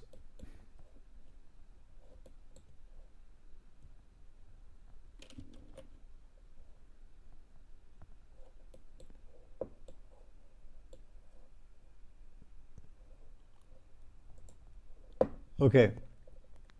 Let's see. Let's see if this even works. And that's it. That's it for today. Enough frustrations. Enough frustrations for today.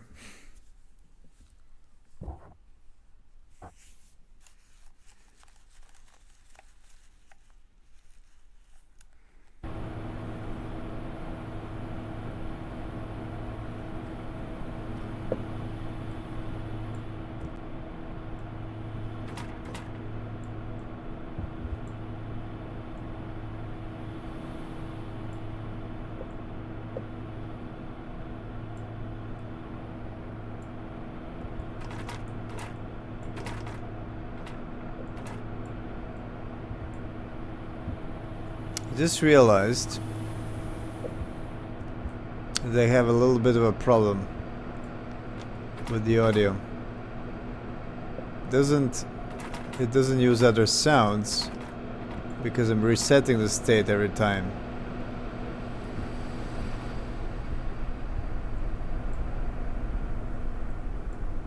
And the CRT for some reason is not working. Oh. Is it not working because I didn't put it into a contact monitor?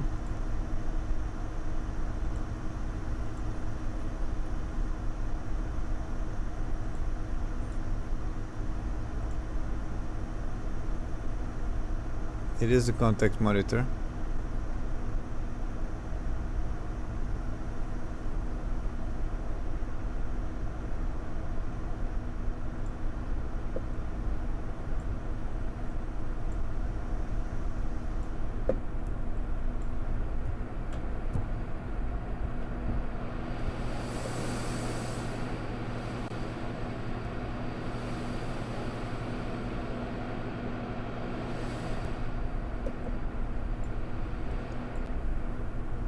I don't know why it's silent.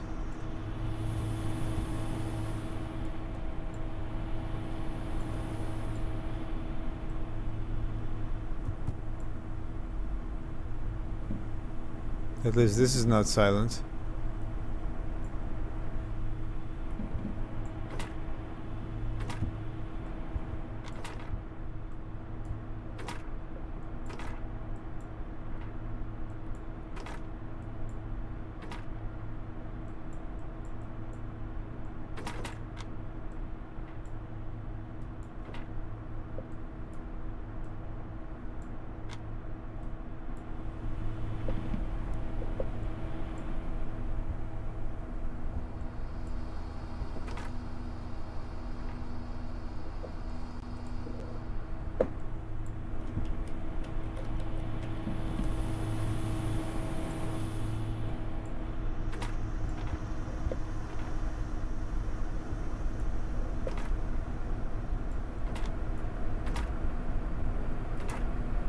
Yeah, I don't know why the CRTs don't have the sound. I'm gonna have to check that tomorrow.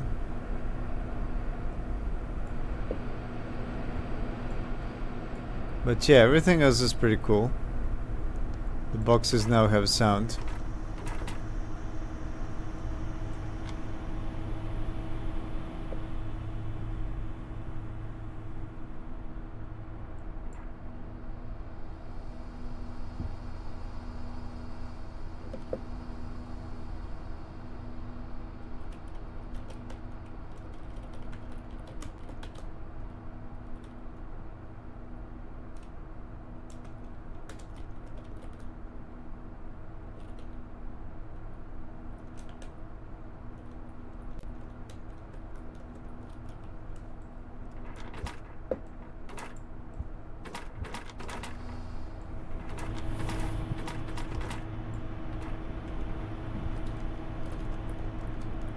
Trying to just spawn 1,000 of them.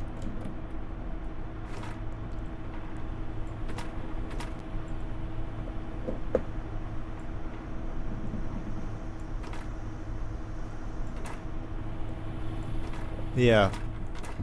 The sounds are always repeating. I think that's the problem with the stream randomizers.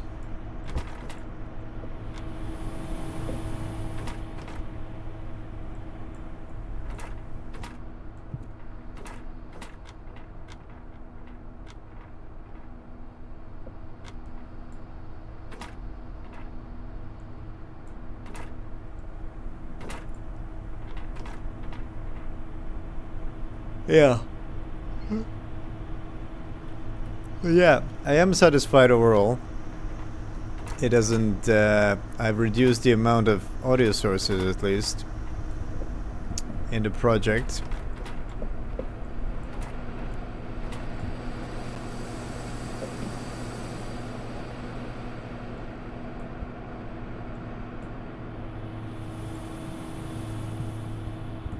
Let me get one last view out of the window.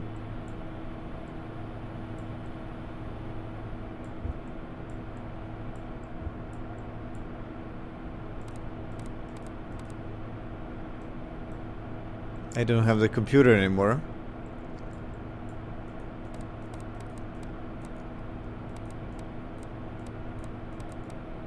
What is that?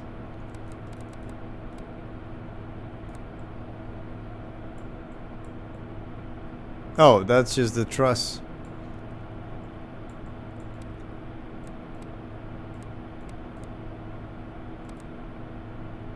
And I'm inside here.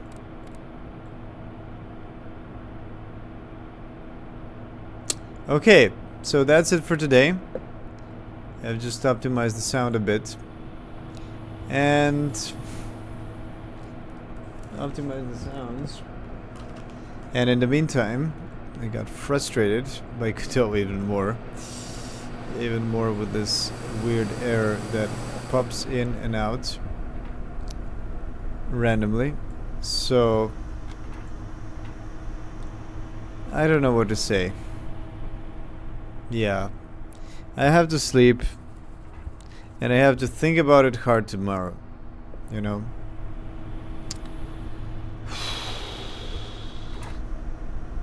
Should I continue with Godot or not?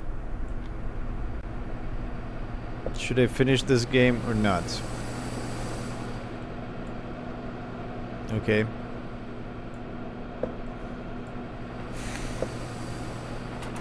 I think about it. I'll think about it. Okay. Well, see you tomorrow. Hopefully. Hopefully I see you tomorrow. Yeah, that's it. Audio works. I can just say that I've completed this thing, at least. Optimize sound. Oh, and tomorrow is gonna be the 40th stream. Jeez. Yeah, that's a lot of streams.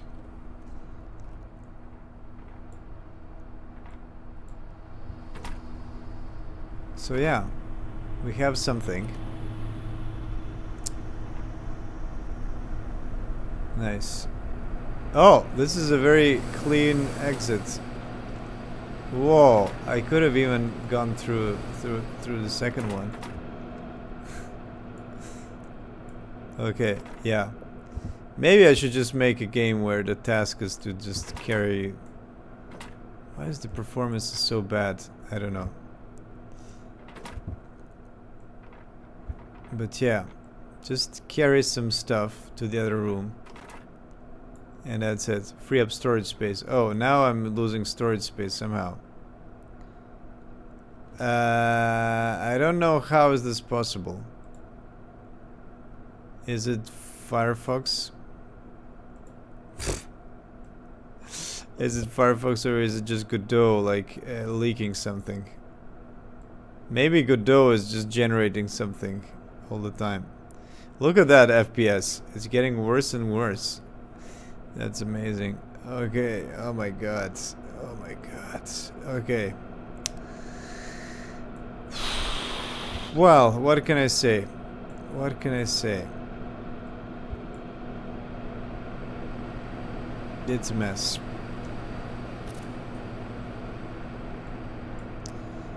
Yeah, and with that message, I'm leaving you. I'm leaving everyone behind. Yeah, there we go. Good night. Good night, everyone. I just don't want to suffer anymore. That's what I don't. That's what I want. Okay.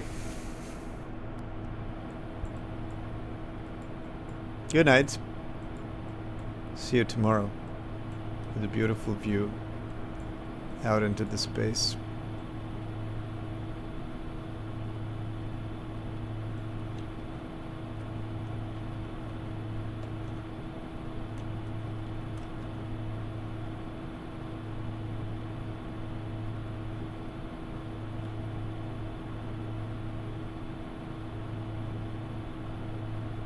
And yeah, the FPS just dropped. The game just decided to also freeze for 3 seconds and then run for a half a second. Yeah, amazing. Yeah, even fuck this shit. I can't do this anymore. I can't do this anymore. Good night. Good night. Good night, Godot.